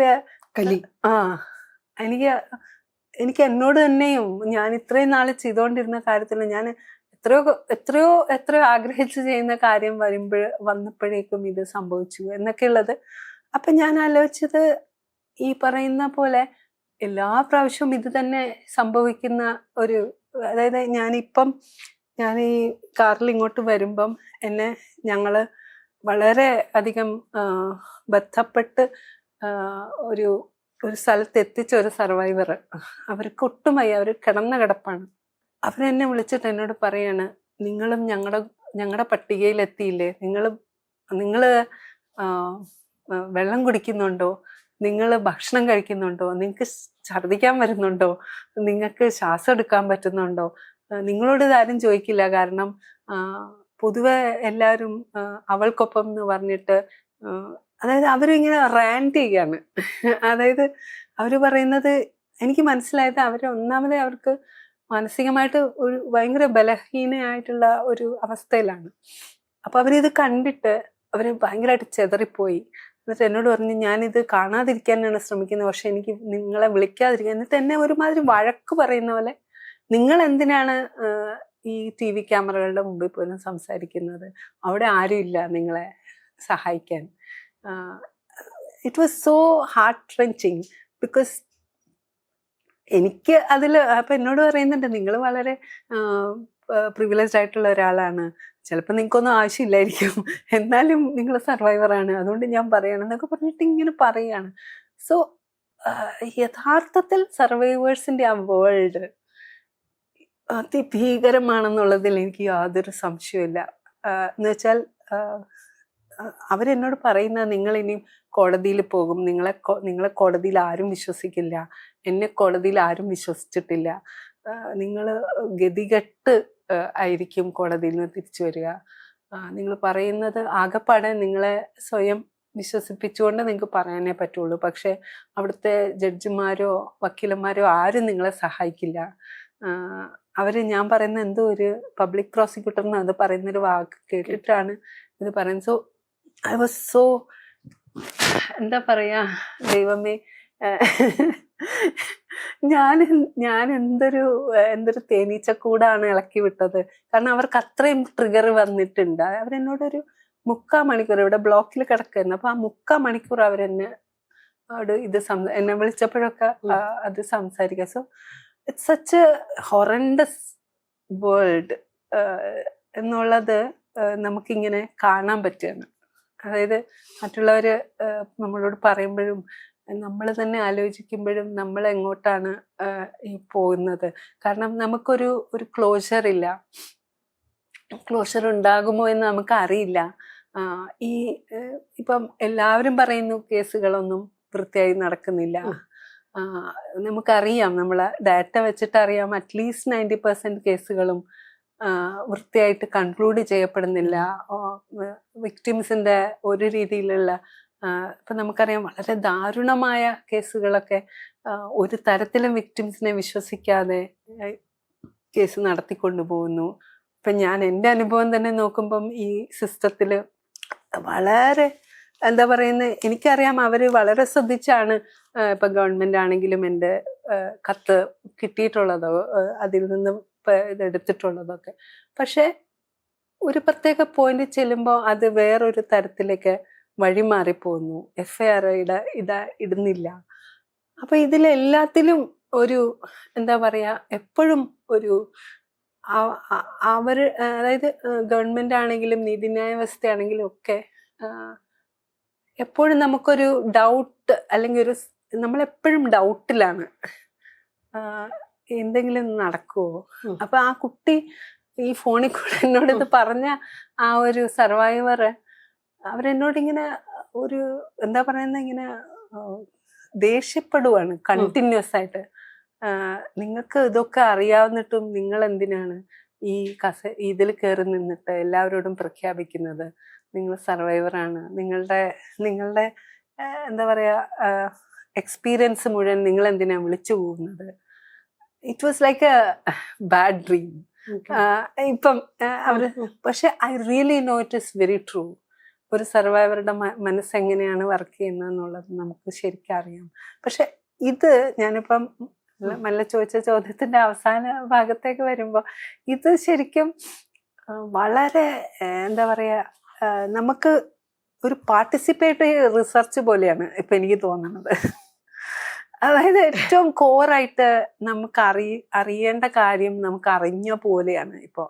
കാരണം നമ്മൾ മറ്റുള്ളവരുടെ കൂടെ നിൽക്കുമ്പോൾ നമുക്ക് ഇതിന്റെ ഗ്രാവിറ്റിയിൽ എനിക്ക് തോന്നുന്ന ഒരു 30% അറിയാൻ സാധിക്കുള്ളൂ. നമ്മൾ കാണുന്നല്ലേ ഉള്ളൂ, നമ്മൾ ആ മാനസികാവസ്ഥയിലൂടെ കടന്നു പോകുന്നില്ല. അപ്പൊ ഇത് ഒരു തരത്തിൽ പറഞ്ഞാൽ നമ്മളെന്തോ വളരെ ഗഹനമായ ഒരു കാര്യം പഠിച്ചതുപോലെ എനിക്ക് തോന്നുന്നത്. അതാ ഞാൻ ആദ്യം ചോദിച്ചേ, ഇതിന്റെ ഇപ്പം ഇത് എളുപ്പമല്ല. അപ്പോൾ ആകെ 2-3 പേരാണ് കേരളത്തിന്റെ മൊത്തം ഹിസ്റ്ററി എടുത്ത് നോക്കിക്കഴിഞ്ഞാൽ ഭാവന മുന്നിലേക്ക് വന്ന് സ്വയം വെളിപ്പെടുത്തിക്കൊണ്ട് പറഞ്ഞൊരാളാണ്. സിസ്റ്റർ ആണിറ്റ് അതുപോലെ പറഞ്ഞൊരാളാണ്. അവർക്ക് പിന്നെ വരുന്നത് ആശയാണ്. അതിൽ നിന്ന് ആശയ വ്യത്യസ്തമാക്കുന്നത് എന്താണെന്ന് വെച്ചാൽ, ഞാൻ അവരുടെ അനുഭവങ്ങളെയല്ല കമ്പയർ ചെയ്യുന്നത്, ഭാഷയിലുള്ള ഒരു വ്യത്യാസം. ആ ഒരു സിസ്റ്റത്തിനോട് എങ്ങനെ അതായത് ഒരു ലീഡർഷിപ്പ് എന്ന് പറയുന്ന ഒരു ക്വാളിറ്റി. ഇപ്പൊ സിസ്റ്റർ ആണിറ്റ് ഇത് പുറത്തേക്ക് വരാനെടുത്തൊരു വലിയ സമയമുണ്ട്. അവർക്ക് പുറത്തുള്ള സിസ്റ്റം മാത്രമല്ല, ക്രിസ്ത്യാനിറ്റി എന്ന് പറയുന്നാൽ സഭ എന്ന് പറയുന്ന ഒരു സിസ്റ്റത്തിനകത്തു നിന്ന് പുറത്തേക്ക് വരാനെടുത്ത പക്ഷെ ഭാവനയുടെ കാര്യത്തിൽ നേരെ തിരിച്ചാ സംഭവിച്ചത്. പക്ഷെ നമ്മൾ പുറത്ത് നടക്കുന്ന കേസുകൾ എടുത്ത് നോക്കിക്കഴിഞ്ഞാണ്ടല്ലോ, ആയിരക്കണക്കിന് ലക്ഷക്കണക്കിന് സ്ത്രീകൾ, പെൺകുട്ടികൾ, കുഞ്ഞുങ്ങൾ ഒക്കെ അവരുടെ ഏറ്റവും അടുത്ത ആളുകളടുത്ത് പോലും ഇത് പറഞ്ഞ് മനസ്സിലാക്കാൻ സാധിക്കാതെ, ഒരാളോട് പോലും പരാതിപ്പെടാനില്ലാതെ, പോലീസ് സ്റ്റേഷനിൽ പോകുമ്പോൾ നിരന്തരം ആവർത്തിക്കേണ്ടി വരുന്ന, കോടതിയിലേക്ക് എങ്ങാനും എത്തിപ്പെട്ടാൽ അവിടെയും ഇതിങ്ങനെ നിരന്തരം ആവർത്തിക്കപ്പെടുന്നത് ഭയങ്കര വിഷ്യസ് ആയിട്ടുള്ള കോംപ്ലക്സ് ആയിട്ടുള്ള ഒരു സിസ്റ്റമാണ്. പക്ഷെ നമുക്ക് തിരിഞ്ഞ് നിങ്ങളുടെ മുഖത്ത് നോക്കുന്ന സമയത്ത് ഈ പറച്ചിലിന് വലിയൊരു രാഷ്ട്രീയ പ്രാധാന്യം ഉണ്ടെന്ന് തോന്നുന്നു. ഒരു മൂവ്മെന്റിന്റെ മുമ്പിൽ നിന്നിട്ടാണ് നമ്മളിപ്പൊ സംസാരിക്കുന്നത്, ആ തിരിച്ചറിവോട് കൂടിയിട്ട്. ആ മൂവ്മെന്റ് മുന്നോട്ട് കൊണ്ടുപോകാൻ സാധിക്കും. അതാണ് ഞാൻ ഭാഷ എന്ന് പറഞ്ഞത്. ആ മൂവ്മെന്റിനെ ഒരു രാഷ്ട്രീയ പ്രാധാന്യത്തോടു കൂടിയും സിസ്റ്റമിക് ആയിട്ടും കൊണ്ടുപോകാൻ ശേഷിയുള്ള അപൂർവമായിട്ട്. പക്ഷെ അതിന്റെ ഒരു സങ്കടം ഞാൻ ഉൾക്കൊണ്ടിട്ട് തന്നെയാട്ടോ പറയുന്നത്. നിങ്ങൾ നേരത്തെ പറഞ്ഞതുപോലെ തന്നെ അനുഭവിച്ചുകൊണ്ട് വരേണ്ടി വന്നു എന്ന് പറയുന്നതിന്റെ എല്ലാ അർത്ഥവും മനസ്സിലായി. പക്ഷെ ഇത് മുന്നോട്ട് കൊണ്ടുപോകേണ്ട ഒരു ആവശ്യമില്ലേ? അങ്ങനെ തോന്നുന്നില്ല? തീർച്ചയായിട്ടും. എന്നോട് ആ കുട്ടിയുടെ വാക്കുകൾ എപ്പോഴും എൻ്റെ ചെവിയിൽ ഇങ്ങനെ മുഴങ്ങുക. നിങ്ങളവിടെ പോകല്ലേ, മറ്റുള്ളവരെ നിങ്ങൾക്ക് രക്ഷിക്കാൻ പറ്റുമെന്ന് നിങ്ങൾ തെറ്റിദ്ധരിക്കുകയാണെന്നാണ് അവർ പറയുന്നത്. അതായത് ഞാൻ ഏതോ ഒരു വാക്ക് എൻ്റെത് അവർ കേട്ടു എന്ന് തോന്നുന്നു. ഞാൻ പറഞ്ഞു, എനിക്ക് ഇത്രയും സാഹചര്യമുള്ള ഒരാൾക്ക് ഇങ്ങനെയാണെങ്കിൽ ഒട്ടും സാഹചര്യമില്ലാത്ത ആൾക്കാരുടെ അവസ്ഥ എന്തായിരിക്കുമെന്ന് ചിന്തിക്കാൻ പോലും പറ്റില്ല. അത്രയ്ക്കും വിചിത്രവും വികൃതവുമായിട്ടുള്ള ഒരു അവസ്ഥയായിരിക്കും. അപ്പൊ അവര് പറയുന്നത്, നിങ്ങൾ എത്ര പ്രിവിലേജ്ഡ് ആണെങ്കിലും നിങ്ങൾക്ക് ആരെയും രക്ഷിക്കാൻ പറ്റില്ല, പ്രത്യേകിച്ച് നിങ്ങളൊരു സർവൈവർ ആണെങ്കിൽ എന്നാണ് അവർ എന്നോട് പറയാൻ ശ്രമിക്കുന്നത്. അപ്പോൾ അത് തന്നെയാണ് നമ്മുടെ ഒരു ചോദ്യം. അതായത് അങ്ങനെയാണോ വേണ്ടത്? അതുപോലെ എനിക്ക് മനസ്സിലായിട്ടുള്ളത്, ഇപ്പോൾ മനില എൻ്റെ ഓപ്പോസിറ്റ് ഇരിക്കുന്നതെന്ന് മാത്രമേ ഉള്ളൂ. മനിലയ്ക്കും സർവൈവർഷിപ്പ് ഉണ്ട്, ഇരിക്കുന്ന ആൾക്കാർക്കൊക്കെ ഉണ്ട്, സ്ത്രീകൾക്ക് പ്രത്യേകിച്ചും. അപ്പോ പുരുഷന്മാർക്കും ഉണ്ടാവാം. ഇപ്പോ പലരും പുറത്തു വന്ന് ഞങ്ങള് ചൈൽഡ്ഹുഡിൽ അഭിനയിച്ചിട്ടാണെന്ന് പറയുന്നുണ്ട്. പക്ഷെ അത് വലിയ വ്യത്യാസമുണ്ട് പുരുഷന്റെ നിലയും സ്ത്രീയുടെ നിലയും ഒക്കെ നോക്കുമ്പോൾ. അതേപോലെ തന്നെയാണ് ദളിത് ആദിവാസി വിഭാഗങ്ങൾ, അതിലും കോംപ്ലക്സ് ആണ്. അപ്പോ ഒരു സർവൈവർമാരുടെ, അത് ജീവിതരുടെ ലോകത്ത് ആണല്ലോ നമ്മൾ ജീവിക്കുന്നത്. അതുകൊണ്ടാണല്ലോ പരസ്പരം ഇത്രയും മനസ്സിലാവുന്നത്. അതെ. അപ്പോ അതുകൊണ്ട് തന്നെയാണ് ഈ WCCക്ക് ഭാവനയുടെ കൂടെ നിൽക്കുന്ന ഒരു പ്രസ്ഥാനം എന്നുള്ള രീതിയിലാണ് ആദ്യത്തെ അതിന്റെ രൂപീകരണം. അപ്പോ അതിൽ യഥാർത്ഥത്തിൽ അത്രയും പബ്ലിക് സപ്പോർട്ട് നമുക്കറിയാം. വളരെ ചെറിയ നമ്പർ ഓഫ് പീപ്പിൾ ഉള്ള ഒരു സംഘടന, ഒരു തരത്തിൽ പറഞ്ഞാൽ ഓൺലൈനിൽ മാത്രം പ്രവർത്തിക്കുന്ന ഒരു സംഘടന ഇത്രയും ഒപ്പീനിയൻ മേക്കിംഗ് ഉണ്ടാക്കാൻ പറ്റുന്നുണ്ടെങ്കിൽ തീർച്ചയായിട്ടും വലിയ ഒരു എംപത്തി വേവ് ഉണ്ട് അതിന്റെ താഴെ. അത് അവന് ഈ ഷൂസിൽ കയറി നിന്ന് കാണാൻ പറ്റുന്ന എത്രയോ ലക്ഷം ആൾക്കാരുള്ളത് കൊണ്ടാണ് നമ്മള് ഈ കേരളത്തിൽ ഇത് സംഭവിക്കുന്നത്. അപ്പോൾ നമ്മൾ കേരളത്തെക്കുറിച്ച് എന്തൊക്കെ പറഞ്ഞാലും there is a huge volume of empathy inside. അപ്പൊ അതിൽ തന്നെയാണ് നമ്മൾ തൊടേണ്ടത്. ആ സർവൈവേഴ്സിനെ ഉണർത്തുക എന്നുള്ളതാണ്. അതായത് നിങ്ങളുടെ സർവൈവർഷിപ്പ് നിങ്ങളുടേത് മാത്രമല്ല, നിങ്ങളുടെ ചുറ്റുമുള്ള ഒരു എൻവയൺമെന്റിനെ ഒരു എംപവേർഡ് എൻവയൺമെന്റ് ആക്കുക എന്ന് പറയുന്നതാണ് നിങ്ങളുടെ ജോലി. അല്ലെങ്കിൽ പിന്നെ നമ്മൾ ഇനി അടുത്ത ജനറേഷനും അതിൻ്റെ അടുത്ത ജനറേഷനും ഒക്കെ ഇത് തന്നെ അനുഭവിച്ചുകൊണ്ടിരിക്കുന്ന ഒരു സാഹചര്യത്തിലേക്കല്ലേ പോകുന്നത്. അല്ലെങ്കിൽ പിന്നെ എനിക്ക് തോന്നുന്നില്ല ഭാവനെ പോലെയുള്ള ഒരാൾക്ക് ഇത്രയും എത്രയും പെട്ടെന്നാണ് അവര് റിയാക്ട് ചെയ്തത്. അത് എനിക്ക് പറ്റിയില്ല. കാരണം ഞാനൊരു ഏകദേശം 10 ദിവസം എടുത്തു.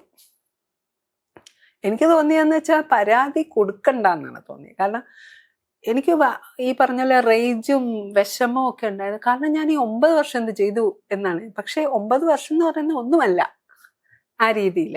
ഇപ്പൊ നമ്മൾ ഒരു കേസിനാണ് ഈ 8-9 വർഷം ചെലവാക്കിയിരിക്കുന്നത്. അപ്പൊ അത് യഥാർത്ഥത്തിൽ ഒരു collective conscience and memory making എന്ന് പറയുന്നത് വളരെ ഒരു നറേറ്റീവ് ഉണ്ടാക്കണം. അതെ, ആ നറേറ്റീവ്സ് നമ്മള് അതായത് നമ്മൾ പറയുന്ന കഥകളൊക്കെയും ഏതെങ്കിലുമൊക്കെ തരത്തിൽ ഇതിനെ എംപവർ ചെയ്യുന്ന നറേറ്റീവ്സ് ആകണം.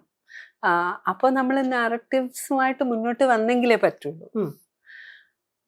അതേപോലെ നമ്മൾ സിസ്റ്റത്തിന്റെ നറേറ്റീവും ഒരു സർവൈവറുടെ നറേറ്റീവും തമ്മിൽ തട്ടിച്ചു നോക്കി മനസ്സിലാക്കാൻ പറ്റണം. അതായത് കേൾക്കുന്നവർക്ക് സിസ്റ്റത്തിന്റെ അപാകത മനസ്സിലാവണം. വളരെ കൃത്യമായി പെട്ടെന്ന് മനസ്സിലാവണം.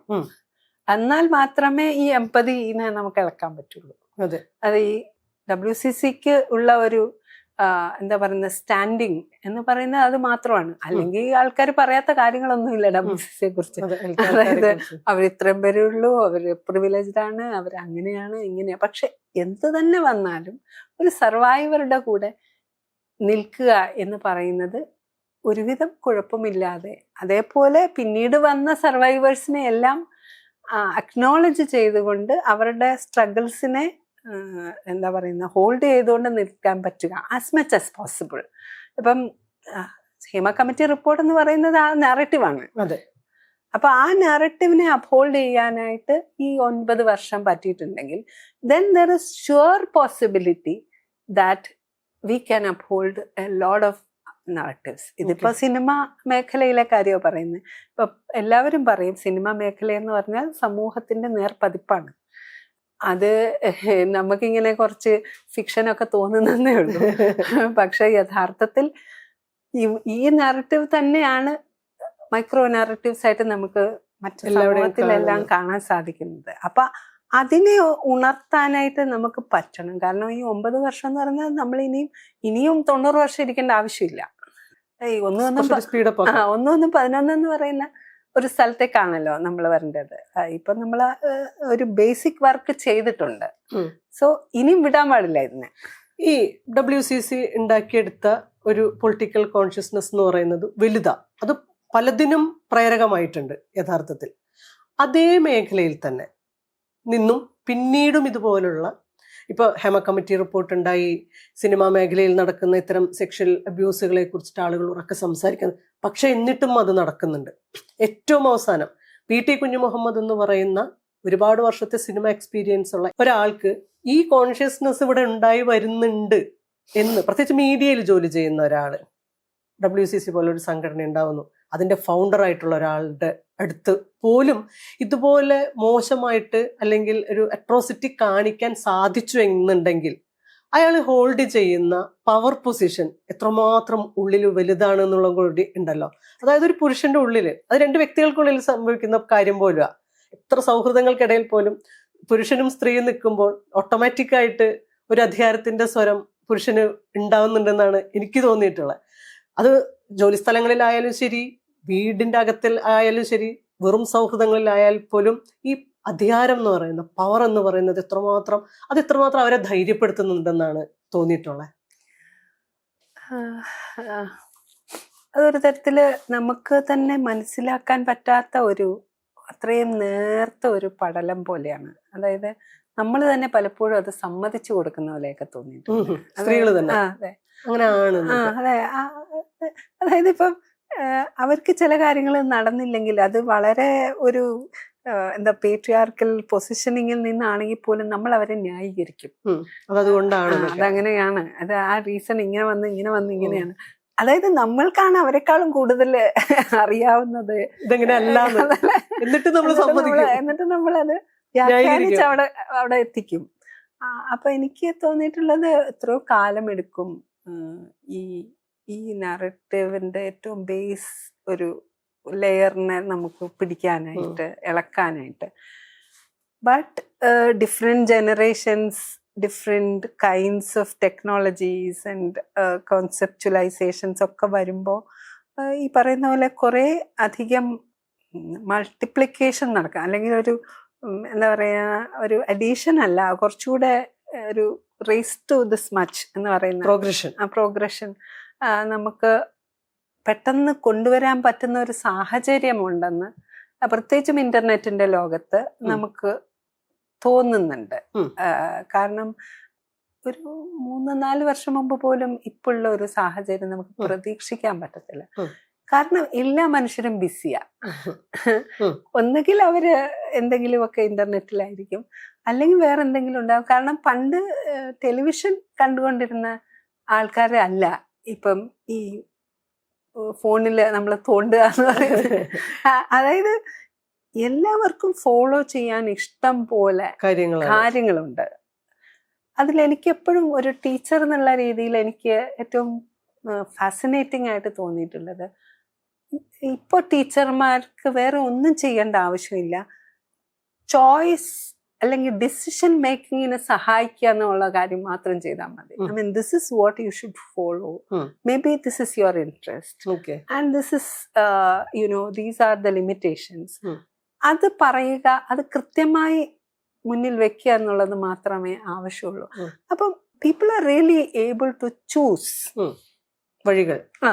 ഇപ്പം ഞാൻ എൻ്റെ കോളേജിൽ ഈ കാര്യം പറഞ്ഞു, എൻ്റെ സ്റ്റുഡൻസിനോട് പറഞ്ഞു, ഞാനിങ്ങനെ വെളിപ്പെടാൻ പോവാണ്, അപ്പോൾ നിങ്ങൾക്ക് എന്താണ് പറയാനുള്ളത്. ഞാൻ വെറുതെ ഒരു എന്താ പറയുക, എൻ്റെ കൂട്ടുകാരായിട്ടുള്ള സ്റ്റുഡൻസിനോട് പറഞ്ഞു ഇങ്ങനെയൊക്കെയാണ്.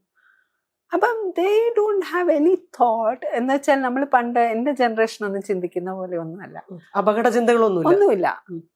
V will be there. അവരുണ്ടോ ഇല്ലയോ എന്നുള്ളത് വേറെ കാര്യം, പക്ഷെ വി വിൽ ബി ദെയർ എന്നാണ് പറയുന്നത്. So that is A possibility. Okay, അതാണ് ആ ഒരു, അതായത് പല ജനറേഷൻസിൻ്റെയും യങ് പീപ്പിളിൽ നിന്നൊക്കെ പറയും. പക്ഷെ നമ്മൾ വലിയ വലിയ വാക്വമുണ്ട് പല ജനറേഷൻസിന്റെ ഇടയ്ക്ക് മനസ്സിലാക്കാനായിട്ട്.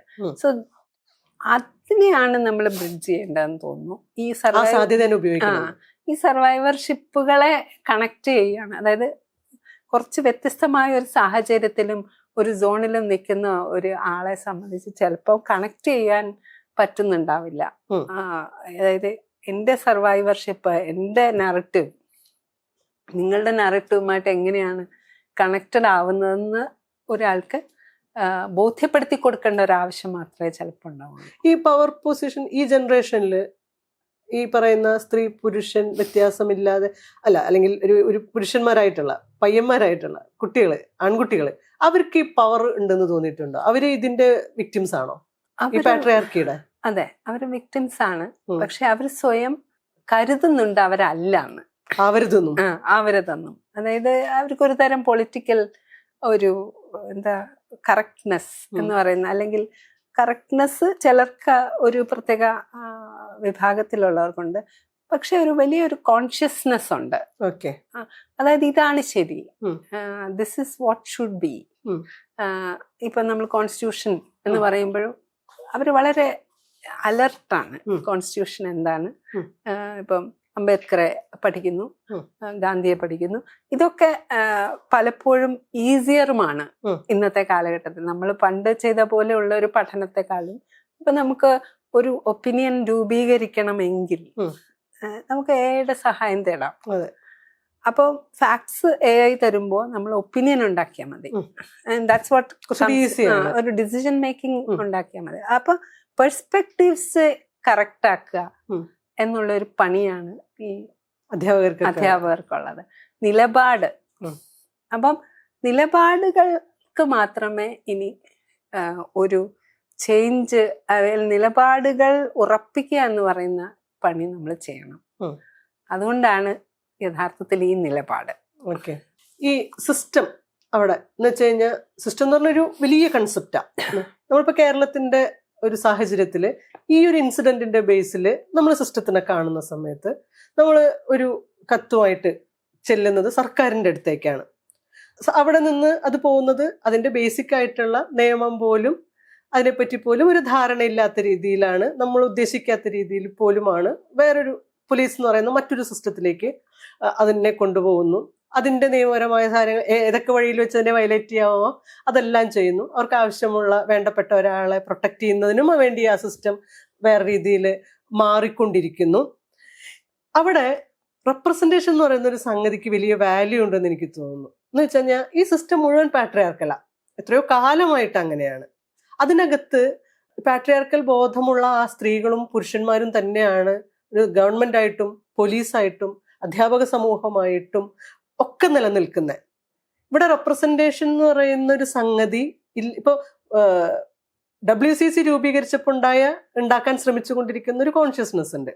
അതുപോലെ ഭരിക്കുന്ന ആളുകളിലോ അവരിലേക്ക് വരുന്ന രാഷ്ട്രീയ പാർട്ടികളിലോ ഈ പറയുന്ന സ്ത്രീകളുടെയോ അല്ലെങ്കിൽ സെക്ഷൽ മൈനോറിറ്റിയുടെയോ ഒന്നും റെപ്രസെന്റേഷൻ ഇല്ലായ്മയുണ്ട്. ഉള്ള ആളുകൾ മുഴുവൻ പാട്രിയാർക്കിയുടെ ഭാഗമായിട്ട് തന്നെയാണ് വർക്ക് ചെയ്യുന്നത്. റെപ്രസെന്റേഷൻ എത്രത്തോളം പ്രധാനമാണെന്നാണ് ഇത്രയും കാലത്തെ കരിയറിലും രാഷ്ട്രീയ പാർട്ടികളെ നമ്മൾ വീക്ഷിക്കുന്നതിലും വിദ്യാർത്ഥി സംഘടനകളിൽ പ്രവർത്തിക്കുകയും ചെയ്തിട്ടുള്ള ഒരാള് എന്നുള്ള രീതിയിൽ എത്രത്തോളം പ്രധാനമാണ് ഇത്തരം കാര്യങ്ങൾ വരുമ്പോൾ നമുക്ക് ചെന്ന് പറയാനും ഒക്കെ ഉള്ളൊരു സംഗതി ഉണ്ടല്ലോ? വളരെ പ്രധാനമാണ്. അതായത് പലരും പറയും സ്ത്രീകള് ചില സ്ഥാനങ്ങളിൽ ഇരുന്നാല് ശരിയാവില്ല. പക്ഷേ അത് പൂർണ്ണമായിട്ട് വിശ്വസിക്കാൻ ഞാൻ തയ്യാറല്ല. കാരണം ചില സന്ദർഭങ്ങളിലെങ്കിലും സ്ത്രീകള് വളരെ ഫെമിനിസ്റ്റായിട്ട് ചിന്തിക്കേണ്ട സാഹചര്യങ്ങൾ ലൈഫിൽ വരും.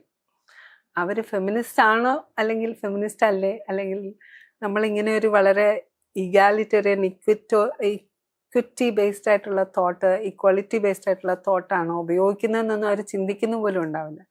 പക്ഷെ സംവെയർ ദ ട്രാൻസ്ഫോർമേഷൻ സ്റ്റാർട്ട്സ് എന്നാണ് എനിക്ക് തോന്നുന്നത്. കാരണം ലിവ്ഡ് എക്സ്പീരിയൻസസിൽ ഒത്തിരിയും ഇക്വാലിറ്റിയെ കുറിച്ച് ചിന്തിക്കാൻ പ്രേരിപ്പിക്കും. അപ്പം റെപ്രസെൻറ്റേഷനൽ ആണെങ്കിൽ പോലും ചില കാര്യങ്ങൾ ചിലരെ ബോധ്യപ്പെടുത്താനായിട്ട്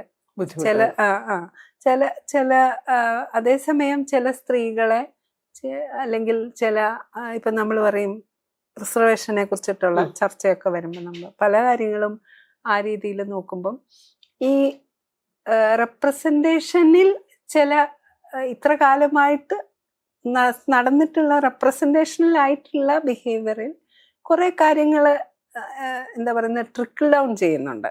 ചില കാര്യങ്ങൾ പെട്ടെന്ന് അപ്പൊ അത് ഇല്ല എന്ന് പറയാൻ പറ്റില്ല.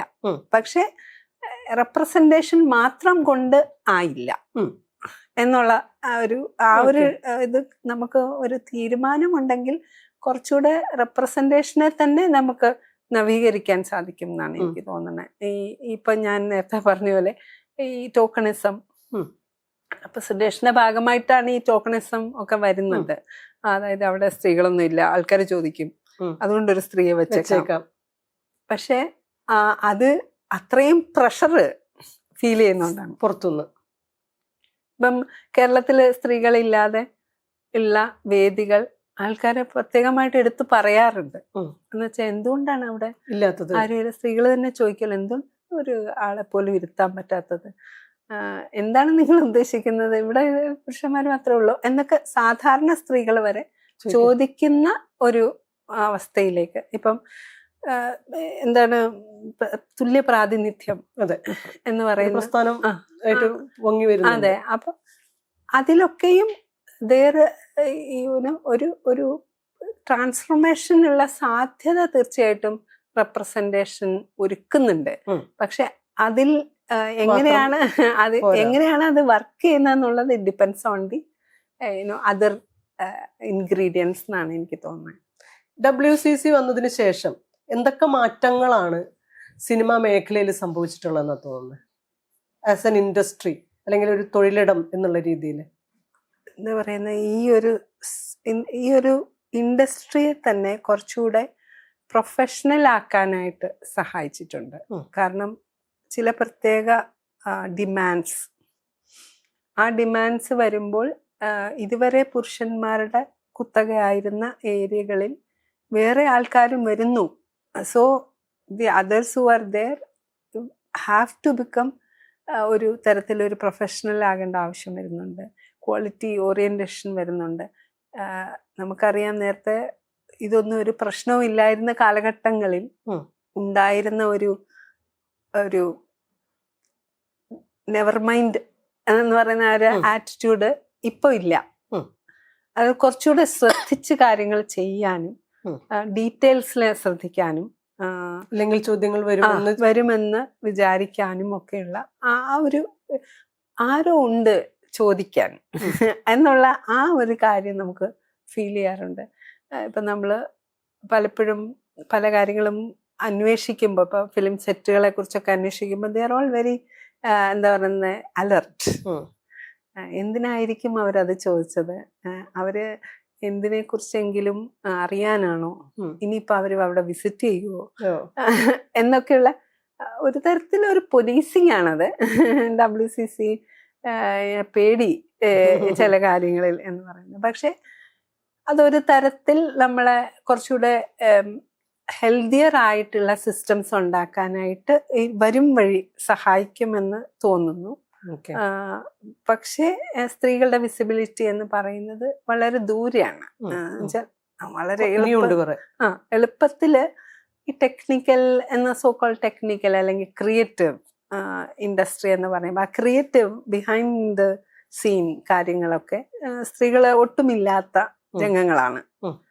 പല ഡിപ്പാർട്ട്മെന്റ്സിലും സ്ത്രീകളെ ഇല്ല. അപ്പൊ അത് കുറച്ചധികം സമയമെടുക്കും. അതിന് നമ്മള് WCC ഇപ്പൊ പ്രവർത്തിക്കുന്ന പ്രവർത്തനം പോരാ. ഇപ്പൊ ഗവൺമെന്റ് ചെയ്യുന്ന പ്രവർത്തനം കുറച്ചുകൂടെ അതിനേക്ക് അടുത്ത് വരുമായിരിക്കാം. അതായത് SFDC 2 സ്ത്രീകൾക്ക് സിനിമ ചെയ്യാനുള്ള ഓപ്പർച്യൂണിറ്റിയും റിസോഴ്സസും കൊടുക്കുന്നു എന്ന് പറയുന്നതാണ് കുറച്ചുകൂടി വിസിബിലിറ്റി ഉണ്ടാക്കുന്നത് ടെക്നിക്കലി. അപ്പൊ അതും ഗവൺമെന്റിനെ കൊണ്ട് നമുക്ക് ചെയ്യിപ്പിക്കാൻ സാധിച്ചു എന്നുള്ളത് ഒരു it's commendable that government has taken it up. അതൊരു കാര്യമുണ്ട്. ഇപ്രാവശ്യം അതിന്റെ ഇതൊക്കെ കൂട്ടിയിട്ടുണ്ടെന്ന് പറയുന്നു. സോ ഇത് മുന്നോട്ട് പോകേണ്ട ആവശ്യമുണ്ട്. ഇത് നിൽക്കാൻ പാടില്ല. പക്ഷെ WCC ഉള്ളത് കൊണ്ട് മാത്രം ഇത് മുന്നോട്ട് പോകുന്നതും ഒരു നല്ല എന്താ പറയാ ശീലമല്ല. കാരണം നമ്മളിപ്പോൾ മറ്റ് സംഘടനകളെയൊക്കെ നോക്കുമ്പം മുതലാളികൾ തന്നെ തൊഴിലാളികളാണെന്ന് ഭാവിച്ച് ഉള്ള സംഘടനകളാണ്. അത് പിന്നെ ഈ തൊഴിലാളികളുടെ കണ്ണിൽ പൊടിയിടാണോ അതോ മലയാളികൾക്ക് അത് പൊടി ഒന്നും ഇടാൻ പറ്റില്ല എന്ന് ചിലപ്പോൾ നമുക്ക് തോന്നിയാൽ പോലും പല തൊഴിലാളി സംഘടനകളെയും എങ്ങനെയാണ് ഒരു തരത്തിൽ മോണോപ്പൊളൈസ് ചെയ്ത് നിർത്തുന്നത് എന്നുള്ളത് യഥാർത്ഥത്തിൽ ഇൻഡസ്ട്രിയുടെ ഹെൽത്തിനെയാണ് ബാധിക്കുന്നത്. അപ്പം അത് വരെ എത്താൻ WCCക്ക് കഴിയില്ല. കാരണം ഇത് ഒരു പെണ്ണുങ്ങളുടെ ആവശ്യങ്ങൾ പറയുന്ന ഒരു കൂട്ടം. പക്ഷെ WCC ഇപ്പൊ കൊടുത്തിട്ടുള്ള പോളിസിക്ക് വേണ്ടിയിട്ട് കൊടുത്തിട്ടുള്ള ഒരു 40 പോയിന്റ് ഒരു ഡോക്യുമെന്റ് ഉണ്ട്. അത് വായിച്ചു കഴിഞ്ഞാൽ ജെൻഡർ എന്ന് പറഞ്ഞാൽ യഥാർത്ഥത്തിൽ എല്ലാ ഏരിയയെയും ബാധിക്കുന്ന ഒരു കാര്യമാണ് എന്ന് മനസ്സിലാവും. കാരണം എല്ലാ ഏരിയകളെ കുറിച്ചിട്ടും വളരെ ഡീറ്റെയിൽ ആയിട്ടുള്ള ഇൻഫർമേഷൻ നമ്മൾ അതിന് കൊടുക്കുന്നുണ്ട്. അപ്പൊ WCC ഒരു ഉൽപ്രേരകമാണ്, ഒരു കാറ്റലിസ്റ്റ് ആണ് കുറെ കാര്യങ്ങൾക്ക്. പക്ഷേ അതാതിന്റെ സിസ്റ്റംസ് ഉണ്ടായാൽ മാത്രമേ WCC നടത്തിയ ഈ പുഷിന് അടുത്ത സ്റ്റേജിലേക്ക് കടക്കാൻ പറ്റും. ഈ കേസിന്റെ ജാമ്യാപേക്ഷ വന്ന സമയത്ത്, അതിന്റെ വാദം നടക്കുന്ന സമയത്ത് പബ്ലിക് പ്രോസിക്യൂട്ടർ നമ്മുടെ അടുത്ത് സംസാരിച്ചിട്ടില്ല എന്ന് പറഞ്ഞു. അതെന്തുകൊണ്ടാണ് അങ്ങനെ? അത് എന്തുകൊണ്ടാണെന്നാണ് മനസ്സിലാക്കുന്നത്? എനിക്കിത് പുതിയ ഒരു കാര്യമല്ല. കാരണം നമ്മൾ ഈ പല കംപ്ലൈൻസും പരിഹരിക്കാനായിട്ട് സർവൈവേഴ്സിന്റെ കൂടെ പല സിസ്റ്റംസിലേക്ക് കയറി ഇറങ്ങുമ്പോൾ നമുക്ക് മനസ്സിലാകുന്ന ഒരു കാര്യം, അതെങ്ങനെയാണ് പലരും കാണുന്നതെന്ന് എനിക്കറിയില്ല എങ്കിൽ പോലും public prosecutors are generally over worked. അതായത് ഗവൺമെന്റിന്റെ കേസുകൾ, ഇഷ്ടം പോലെയുള്ള കേസുകൾ മുഴുവൻ വാദിക്കുന്ന ഒരു കൂട്ടം ആൾക്കാരാണ്. അപ്പൊ അവർക്ക് അതിന്റെ ന്യൂവാൻസസ് എടുത്ത് വാദിക്കാനുള്ള സാഹചര്യവും സമയവും ഇല്ലാത്തത് കൊണ്ടാണോ, അത് നമുക്ക് അത്രയും ടെക്നിക്കൽ ഒരു കാര്യം നമുക്ക് പറയാൻ അറിയില്ല. പക്ഷെ തീർച്ചയായിട്ടും ക്വാളിറ്റി പോരാ, അത് ഉറപ്പായിട്ടും പോരാ. കാരണം നമ്മുടെ ഈ കേസിലെ പബ്ലിക് പ്രോസിക്യൂട്ടർ ആരായിരുന്നു? ഈ കേസിലല്ല, ഇതിന്റെ ജാമ്യാപേക്ഷയിൽ ഗീനാകുമാരി ആയിരുന്നു. അവർ വളരെ എംപത്തറ്റിക് ആയിട്ടാണ് എന്നെ സമീപിച്ചത്. അതായത് അവർ പറയാൻ ശ്രമിച്ചത് എനിക്ക് ഈ കേസ് അറിയാം, ഞാൻ നിങ്ങളുടെ കൂടെ ഉണ്ട് എന്നാണ്. പക്ഷെ അത് പോരല്ലോ, എന്നെ സംബന്ധിച്ച് അത് പോരാ. ഞാൻ അവർക്ക് അങ്ങോട്ട് ഇൻഫർമേഷൻ കൊടുക്കാൻ നിൽക്കുന്ന ആളാണ്. അതെ. ഈ ഇതുമായിട്ട് ബന്ധപ്പെട്ട, ഈ ഇൻസിഡന്റുമായിട്ട് ബന്ധപ്പെട്ട ഒന്നും ചോദിച്ചിട്ടില്ല? ഇല്ല. അവര് പറഞ്ഞു അത് പഠിച്ചിട്ടുണ്ട്, എനിക്കറിയാം. അതവിടെയാണ് എന്റെ സംശയം. നമ്മുടെ അടുത്ത് ചോദിക്കാതെ നമ്മൾ കൊടുത്ത ഈ കത്ത് മാത്രം വെച്ചിട്ട് എങ്ങനെയാണ് അങ്ങനെ ഒരു നിഗമനത്തിൽ എത്താൻ പറ്റുക? അത് എടുത്ത മൊഴിയുടെ അടിസ്ഥാനത്തിലാണോ? എനിക്ക് തോന്നുന്നു അവരുദ്ദേശിക്കുന്നത് എന്റെ സാഹചര്യവും അപ്പുറത്തെ സാഹചര്യവും ഒക്കെ മനസ്സിലാക്കിയിട്ട് അവർക്ക് വാദിക്കാൻ പറ്റും എന്ന് തോന്നുന്ന ഒരു കാര്യമായിരിക്കാം പറഞ്ഞത്. അത് ഞാൻ കുറച്ച് കാണുന്നില്ല. പക്ഷെ അത് പോരാ എന്ന് തന്നെയാണ് എനിക്ക് തോന്നുന്നത്. കാരണം അവിടെ ഒരു lack of understanding about the detailing ഉണ്ട്. അതൊരു യഥാർത്ഥത്തിൽ ഒരു പ്രൊഫഷണൽ ചെയ്യേണ്ട കാര്യമാണല്ലോ. അതായത് ഒരു സോഴ്സിൽ നിന്ന് ഇൻഫർമേഷൻ എടുക്കുക എന്ന് പറയുന്നത്. അത് ചെയ്യാതെ വന്നപ്പോൾ എനിക്കൊരു കൺഫ്യൂഷൻ ഉണ്ടായി. കാരണം എൻ്റെ പ്രൊഫഷനിൽ ഞാനത് ചെയ്തില്ലെങ്കിൽ എനിക്ക് പ്രശ്നമാണ്. അതുകൊണ്ട് ഞാൻ വളരെ കൃത്യമായിട്ട് സോഴ്സിൽ നിന്ന് ഇൻഫർമേഷൻ എടുക്കണം, പ്രൈമറി ആൻഡ് സെക്കൻഡറി എടുക്കണം എന്നുള്ളതാണ് റിസർച്ച് എന്നെ പഠിപ്പിച്ചിട്ടുള്ളത്. ഓക്കെ. അത് ടെർഷറി എടുക്കണം, ഉണ്ടെങ്കിൽ എല്ലാ സോഴ്സസും എടുക്കണം. അപ്പൊ എനിക്ക് മനസ്സിലായത് ഇത് ഈസി ആയിട്ട് കൈകാര്യം ചെയ്യാൻ പറ്റുന്ന ഒരു കാര്യമാണെന്നാണോ വിചാരിച്ചത്, ഓക്കെ, അതോ ഇത് അത്രയും കോൺഫിഡൻസ് ഉണ്ടായിരുന്നത് കൊണ്ടാണോ, അതോ കോൺഫിഡൻസ് ഇല്ലായ്മ മറയ്ക്കാൻ വേണ്ടി ചെയ്തതാണോ, ഇതൊന്നും എനിക്ക് അറിഞ്ഞുകൂടാ. അപ്പോൾ എനിക്ക് ഏറ്റവും ബുദ്ധിമുട്ട് തോന്നിയത്, ഞാൻ പല വഴിയായിട്ട് കോണ്ടാക്ട് ചെയ്ത ഒരാളാണ്. പക്ഷെ ആ ഓർഡർ വന്നപ്പോൾ അവരെന്നോട് പറഞ്ഞു ഓർഡർ വരും. അപ്പോൾ ഓർഡർ വന്നപ്പോൾ തീർച്ചയായിട്ടും അതൊരു വളരെ ഫ്ലിംസി ആയിട്ടുള്ള ഒരു ബാക്ക്ഗ്രൗണ്ടിൽ ആണോ ഇത് ചിന്തിക്കുന്നത് എനിക്ക് തോന്നിപ്പോയി ജാമ്യം കിട്ടിയ സമയത്ത്. കാരണം ഒരു മാസത്തിൻ്റെ ഇടയ്ക്ക് ഈ അതിക്രമം കാണിക്കുന്ന ഒരാൾ, അത്രയും ഹെൽത്തി ആയിട്ടിരിക്കുന്ന ഒരാൾക്ക് ഹെൽത്തിന്റെ പേരിൽ മുൻകൂർ ജാമ്യം കൊടുക്കുന്നു. സോ വേർ ഇസ് ദ ഒരു കോടതി എന്താണ് കണ്ടത്? ഞാൻ കണ്ടത് കോടതി കണ്ടില്ല. അതായത് എൻ്റെ ബുദ്ധിമുട്ട് കോടതി മനസ്സിലാക്കിയില്ല എന്ന് എനിക്ക് തോന്നി. അത് എന്നെ സംബന്ധിച്ച് അതൊരു തരം ഐ ഓപ്പണർ ആയിരുന്നു. കാരണം അതിനു മുമ്പും ഇങ്ങനെ തന്നെ പബ്ലിക് പ്രോസിക്യൂട്ടേഴ്സ് ഇങ്ങനെ തന്നെയല്ല, ഇത് കുറച്ചുകൂടെ എമ്പത്തറ്റിക് ആണെന്ന് വേണമെങ്കിൽ പറയാം, പക്ഷെ ഇതിനപ്പുറവും പ്രവർത്തിച്ചിട്ടുണ്ട്. ഈ കംപ്ലൈന്റ് കൊടുത്തിട്ടുള്ള ആളിനെ സംബന്ധിച്ച് അവരെ ഒന്ന് കാണാൻ പോലും സമയമില്ലാത്ത പബ്ലിക് പ്രോസിക്യൂട്ടേഴ്സ് ഉണ്ടായിട്ടുണ്ട്. അവര് ആകെ പാനിക്കായിട്ട്, ഈ ഇപ്പം എന്നെ വിളിച്ചെന്ന് പറഞ്ഞ, ഫോണിൽ വിളിച്ചെന്ന് പറഞ്ഞ ആ പെൺകുട്ടി, അവര് പാനിക്കായിട്ട് നമ്മളെ വിളിക്കുന്ന സാഹചര്യം ഉണ്ടായിട്ടുണ്ട്. കാരണം എനിക്ക് എന്താ ചെയ്യേണ്ടത്, നാളെ കോടതിയിൽ ഹാജരാകണം, പക്ഷെ ഞാൻ എന്താ പറയേണ്ടതെന്ന് എനിക്ക് അറിഞ്ഞൂടാ. ആരാണ് എന്നെ കോച്ച് ചെയ്യാനുള്ളത്, ആരാണ് എനിക്ക് ഗൈഡ് ചെയ്യാൻ പറ്റുന്നത്? സോ നമ്മളും ഫ്രാൻറ്റിക്കായിട്ട് പലരെയും വിളിച്ചു നോക്കുന്നു, അവർക്ക് കിട്ടുന്നില്ല, ആളെ കിട്ടുന്നില്ല. അപ്പോൾ ഈ പ്രത്യേകിച്ച് സർവൈവേഴ്സ്, മെന്റലി ട്രോമയിലേക്ക് കൂടെ കടന്നു പോയിട്ടുള്ള ആൾക്കാർക്ക് ഇത് വളരെ പാനിക് സിറ്റുവേഷൻ ഉണ്ടാക്കും.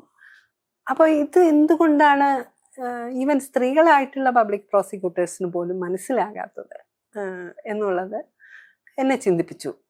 എൻ്റെ കാര്യത്തിൽ അങ്ങനെ ഇല്ലായിരിക്കാം, അത്രയും എന്താ പറയുന്നത്, ഞാൻ കുറച്ചുകൂടെ എക്സ്പീരിയൻസ്ഡും കുറച്ചുകൂടെ വേറൊരു തരത്തിലുള്ള ഒരാളായതുകൊണ്ട് എനിക്ക് പാനിക്ക് വരെ ചിലപ്പോൾ എത്തില്ലായിരിക്കാം, എന്തോ ഭാഗ്യം കൊണ്ട് എത്തിയില്ല. പക്ഷെ നമ്മളെ ആരും അറിയാനില്ല, നമ്മളെ അറിയാനായിട്ട് ആക്കിയിട്ടുള്ള ആള് പോലും നമ്മുടെ അടുത്തില്ല. ഒരു തവണ പോലും വിളിച്ചിട്ട് നമ്മുടെ അടുത്ത് പേഴ്സണലി സംസാരിച്ചിട്ടില്ല. ഞാൻ അങ്ങോട്ട് വിളിച്ച് സംസാരിച്ചിട്ടുണ്ട്, എന്നെ ഇങ്ങോട്ട് വിളിച്ചിട്ടില്ല. ഇത് പക്ഷെ ഈ ഒരു ഇത് മാത്രമാണ്, മുൻകൂർ ജാമ്യം എന്ന് പറയുന്ന ആ ഒരു ഏരിയയിൽ മാത്രമാണ്. നമ്മളെ കേസ് വേറൊരു രീതിയിലും പുരോഗമിച്ചിട്ടില്ല. പക്ഷെ ഇത് വാസ്തവമാണ്. അതെനിക്ക് പെട്ടെന്ന് ഞാൻ ചോദിക്കുന്നത് എന്താ അറിയോ, നമ്മൾ പറയാൻ ആഗ്രഹിച്ച ഡീറ്റെയിൽസ് ഉണ്ടാവുമല്ലോ, ഈ ജാമ്യം തടയാൻ വേണ്ടിയിട്ട് ഇന്ന കാര്യങ്ങൾ പറയണം എന്ന് നമ്മുടെ ആവശ്യം ഉണ്ടാവില്ല. അത് അവർക്ക് അറിയില്ലായിരുന്നു, അത് അറിയാൻ അവർ ശ്രമിച്ചിട്ടില്ല. അപ്പൊ വിളിച്ച് സംസാരിച്ച സമയത്ത് എന്തായിരുന്നു സംസാരിച്ചത്?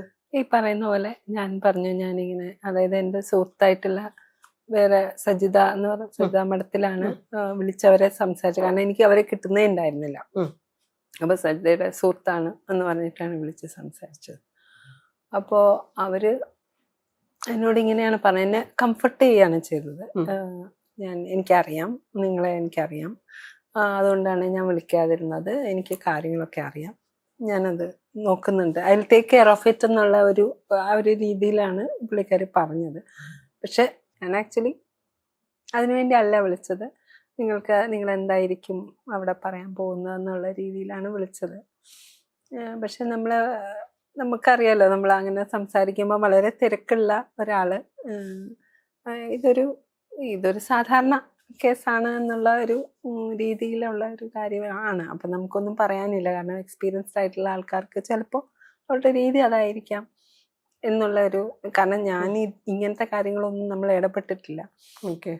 അപ്പൊ എനിക്ക് ഒരു കാര്യം തോന്നി അതാണ്, കാരണം എനിക്കിതിനെ കുറിച്ച് യാതൊരു ധാരണയില്ലല്ലോ, ഞാൻ എങ്ങനെയാണ് ഇവരോട് ഇത് ചോദിക്കുക, അപ്പം അവിടെ എനിക്ക് ശരിക്കും ഒരു എന്താ പറയുക, ഞാൻ എൻ്റെ സ്റ്റുഡൻസിനോടൊക്കെ പറയും, നിങ്ങൾ എങ്ങനെയെങ്കിലും പോലീസിനോട് ഇടപെടുന്നതും കോടതിയിൽ ഇടപെടുന്നതും ഗവൺമെന്റിനോട് ഇടപെടുന്നതൊക്കെ നിങ്ങൾ വളരെ ഗൗരവമായിട്ട് പഠിക്കണം. അല്ലെങ്കിൽ നമുക്കൊരു ആവശ്യം വന്നു കഴിഞ്ഞാൽ നമ്മൾ ഭയങ്കര ബുദ്ധിമുട്ടി പോകും.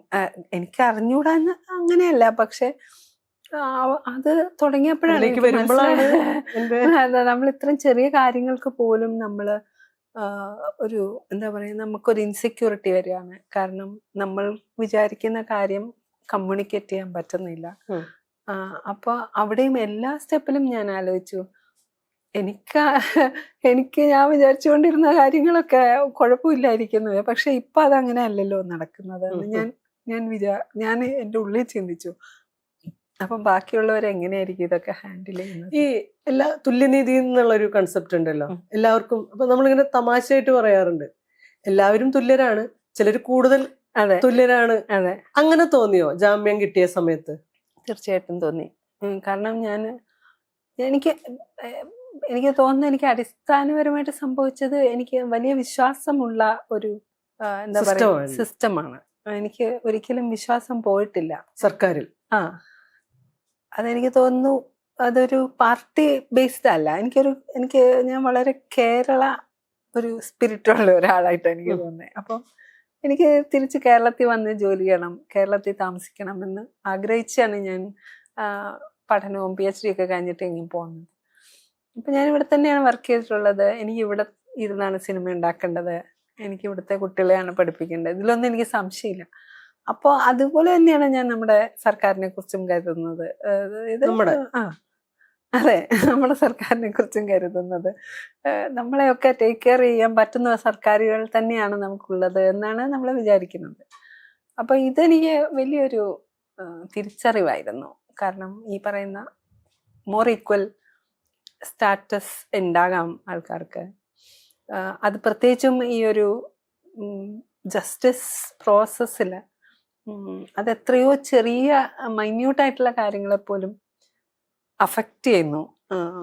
നമുക്കത് എത്രത്തോളം ബുദ്ധിമുട്ടുണ്ടാക്കുന്നു, നമ്മളുടെ ഡിഗ്നിറ്റിയെ കുറിച്ചിട്ടുള്ള ഒരു കൺസെപ്റ്റിനെ എത്രത്തോളം അത് ബാധിക്കുന്നു. അതായത് പലരും പറയുന്നുണ്ട് ഇതൊന്നും നടക്കാൻ പോകുന്നില്ല, നമുക്കറിയാം എന്ന് പറയുന്ന എത്രയോ ആൾക്കാർ എനിക്ക് പേഴ്സണലി ഞാൻ അവരുടെ കൂടെ ഒക്കെ പോയിട്ടുണ്ട്. അപ്പം അവർ വളരെ ഹതാശരായിട്ടുണ്ട്. ഈ ടോട്ടൽ പ്രോസസ്സിൽ ഒന്നും നടക്കാതെ ഇരിക്കുന്ന ഒരു സാഹചര്യം. അപ്പോൾ അതെന്തുകൊണ്ടാണ് അവരങ്ങനെ ചിന്തിക്കുന്നത് എന്നുള്ളത് വീണ്ടും കുറച്ചുകൂടെ ക്ലോസർ ആയിട്ട് കാണാൻ എനിക്ക് സാധിച്ചു. ഇങ്ങനെയാണ് ആൾക്കാരുടെ പ്രത്യാശ അറ്റുപോകുന്നത്. ഡയറക്റ്റ് മുഖ്യമന്ത്രിയുടെയൊക്കെയാണല്ലോ കത്ത് എഴുതുന്നത്. ശരിക്കും പറഞ്ഞു കഴിഞ്ഞാൽ മുഖ്യമന്ത്രിക്ക് കത്ത് എഴുതേണ്ട ആവശ്യമില്ല.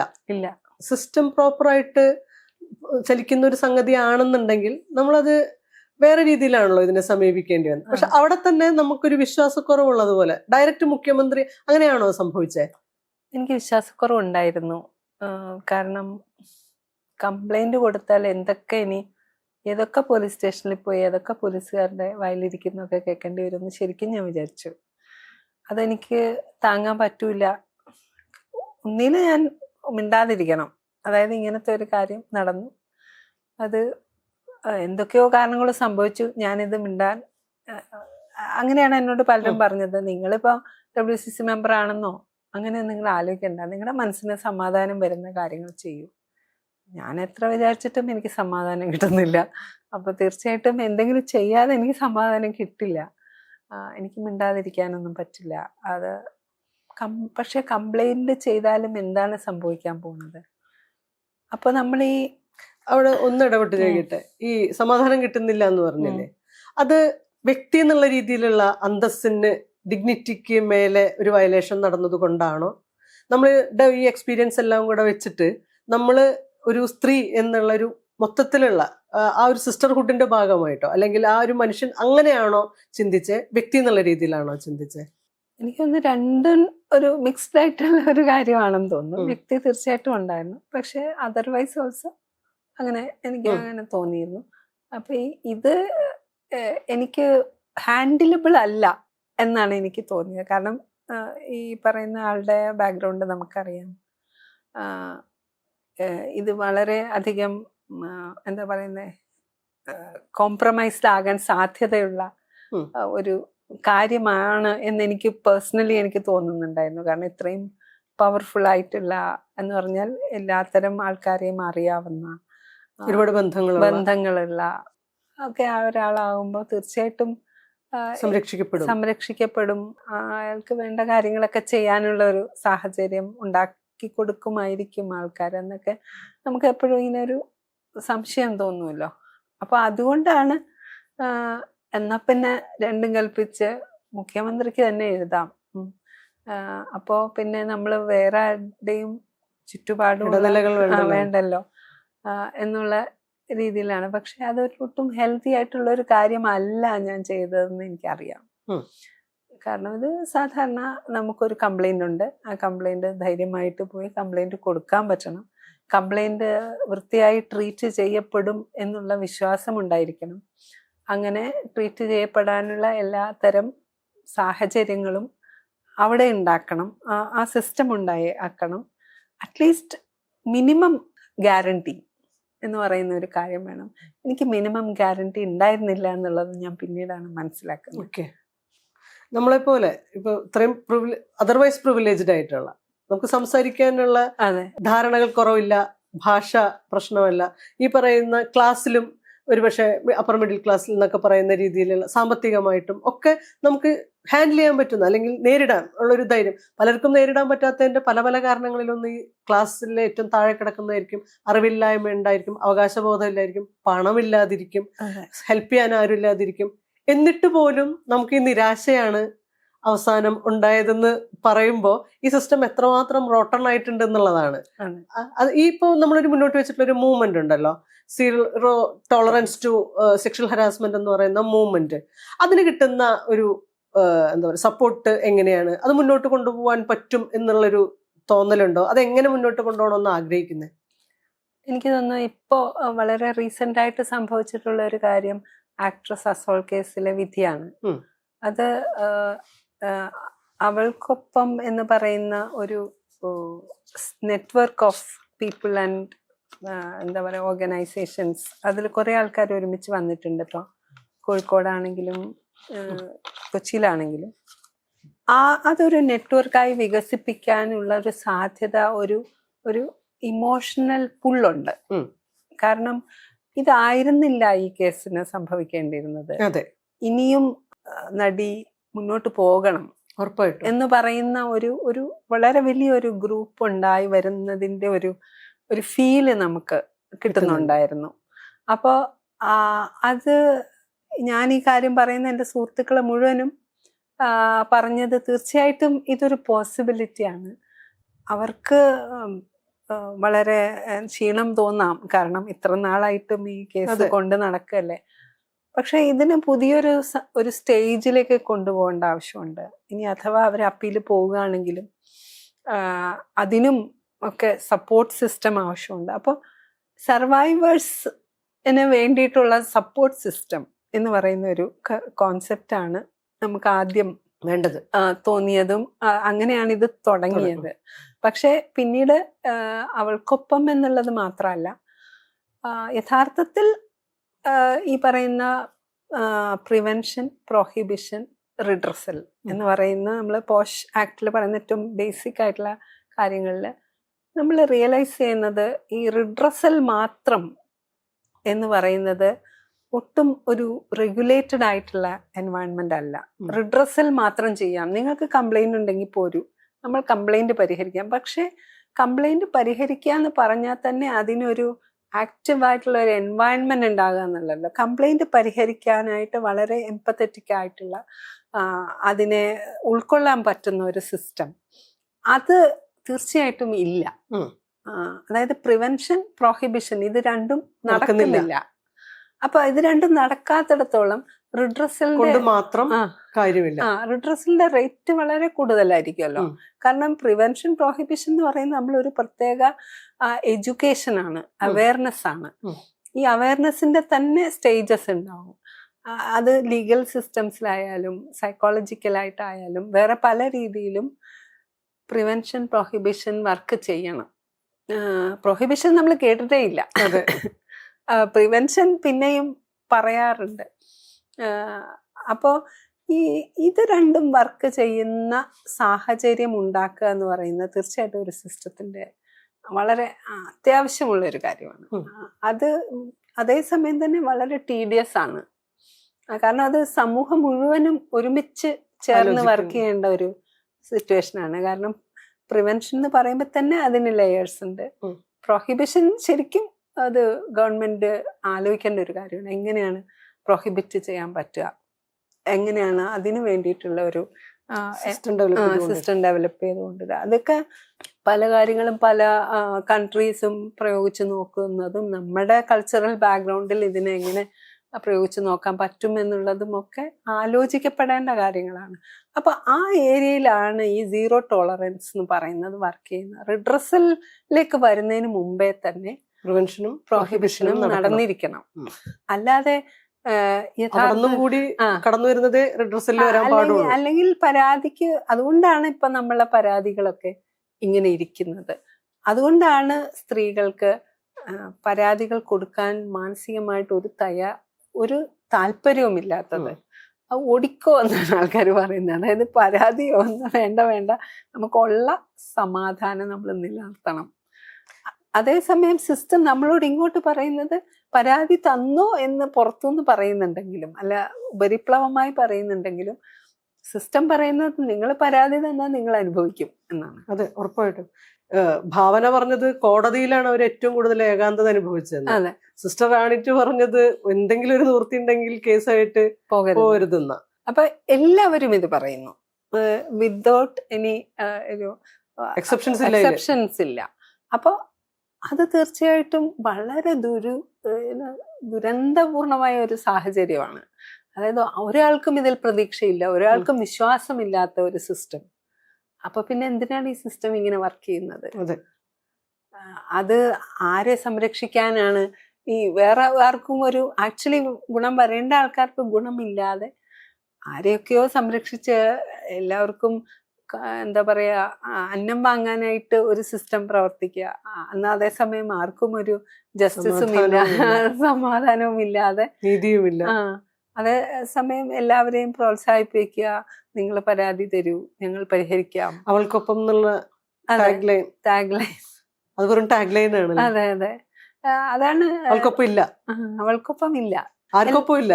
എല്ലാവരും പറയുമ്പോ തന്നെ അവര് എന്നോട്, എനിക്ക് ഏറ്റവും ഇൻട്രിഗിങ് ആയിട്ട് തോന്നിയിട്ടുള്ള ഒരു കാര്യം, പുരുഷന്മാരൊക്കെ എന്നെ വിളിച്ച് പറയും, ആശാ ഞങ്ങളിത് അറിഞ്ഞു, ഇപ്പൊ കഴിഞ്ഞൊരു 2 ദിവസമായിട്ട് ഞങ്ങൾ അറിഞ്ഞു, ആശയുടെ ഈ പ്രശ്നത്തിൽ ഞങ്ങൾ വളരെ ഖേദിക്കുന്നു, ഞങ്ങൾ ആശയോടൊപ്പം ഉണ്ട്.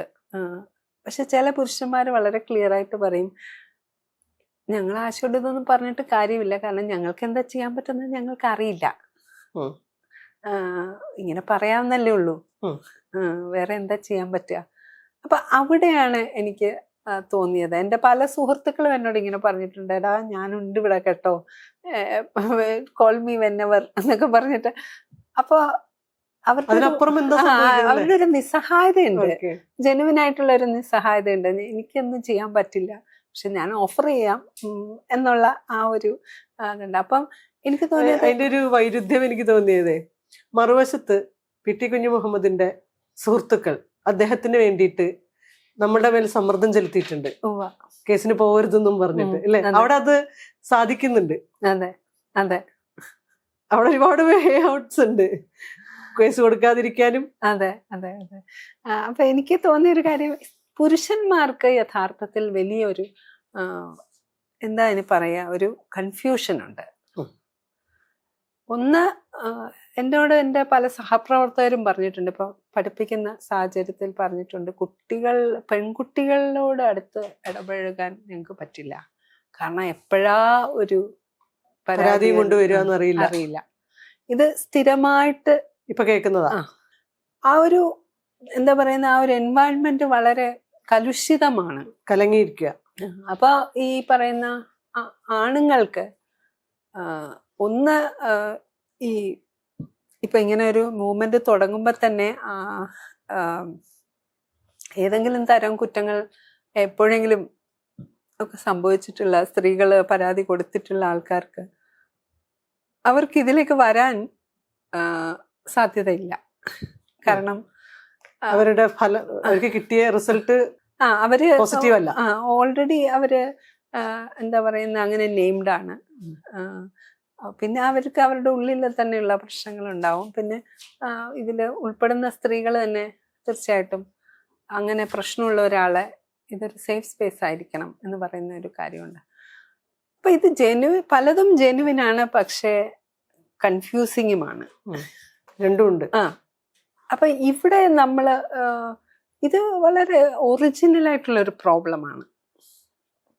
അത് നമ്മൾ റിസർച്ചേഴ്സ് എന്നുള്ള രീതിയിൽ നോക്കുമ്പോൾ this is A very very genuine and original problem which needs solution.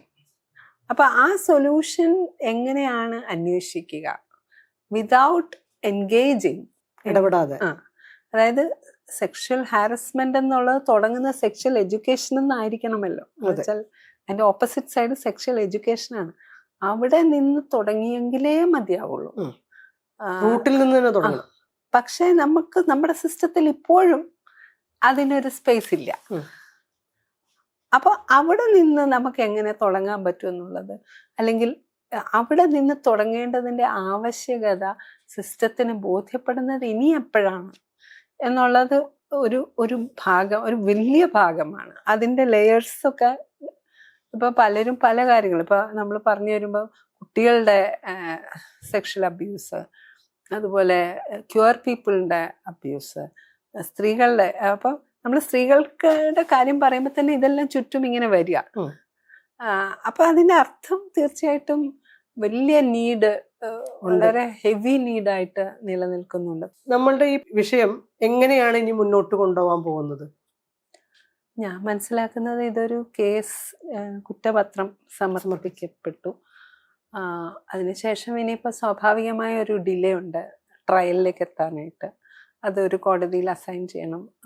അതും ഇതുവരെ നടന്നിട്ടില്ല അല്ലേ? ഇല്ല, അതിപ്പം വളരെ ഫ്രഷായിട്ട് കഴിഞ്ഞ ആഴ്ച സമർപ്പിക്കപ്പെട്ടിട്ടേ ഉള്ളൂ. അപ്പോൾ ഇതിനിയും ഒരു നീണ്ട കാലയളവാണ് പറയുന്നത്. ഈ ഒരു ഏതൊരു കേസിനും ഉള്ള ഒരു കാലയളവ് തന്നെയാണ്. പക്ഷെ ഞാൻ കാണുന്നത് ഈ കേസിനെ എന്താ പറയുക, ഇതൊരു സിംഗുലർ, ഒരു പേഴ്സണൽ ആയിട്ടുള്ള ഒരു അഫെയർ ആയിട്ട് അതിനെ ചുരുക്കുന്നതിൽ കാര്യമില്ല. ഇതൊരു കളക്റ്റീവ് ലേണിങ്ങിന്റെ ഭാഗമായിട്ട് ഇപ്പം ഞാനിത് പറയുന്നത് മുഴുവൻ എൻ്റെ ലേണിംഗ് ആണ്. അപ്പം അതിൽ നിന്ന് ആൾക്കാർക്ക് പുതിയ കണ്ടെത്തലുകൾ, മുന്നോട്ട് പോക്കുകൾ ഒക്കെ നടക്കുന്നതാണ് എന്നുള്ളതാണ്. അതിനെ എങ്ങനെ ഒരു ക്രിയേറ്റീവ് പ്രോബ്ലം സോൾവിങ് സിറ്റുവേഷൻ ആക്കി മാറ്റാം എന്നുള്ളതാണ് ആലോചിക്കുന്നത്.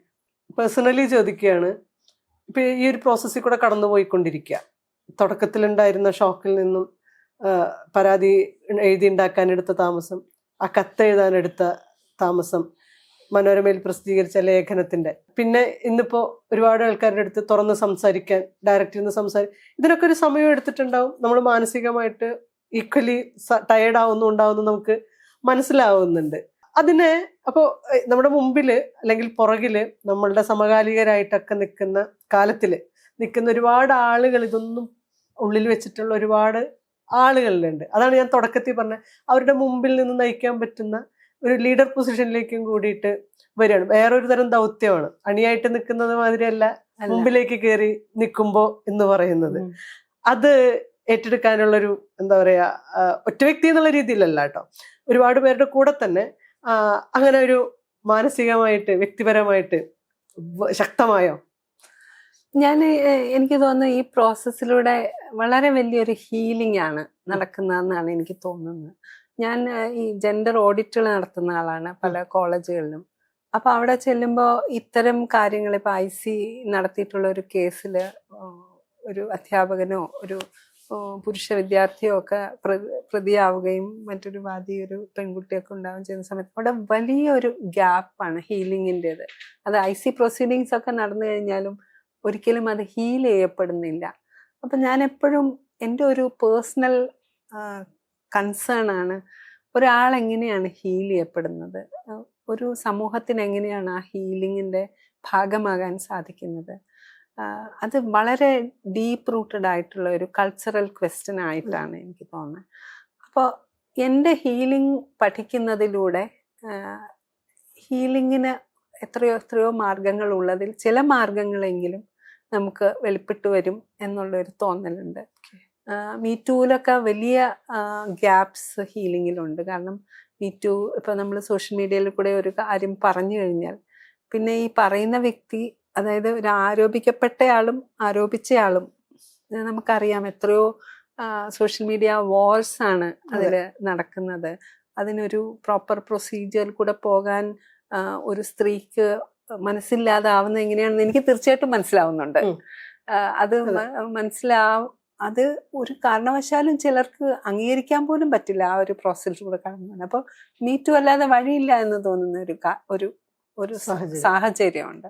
പക്ഷെ മീറ്റൂല് നമുക്ക് നഷ്ടപ്പെട്ടു പോകുന്നത് പലപ്പോഴും നമ്മുടെ തന്നെ ജീവിതവും നമ്മുടെ തന്നെ ഒരു എന്താ പറയാ, നമ്മുടെ ഐഡന്റിറ്റിയും അതുപോലെ ഒരു പേഴ്സണൽ ലൈഫും ഒക്കെയാണ്.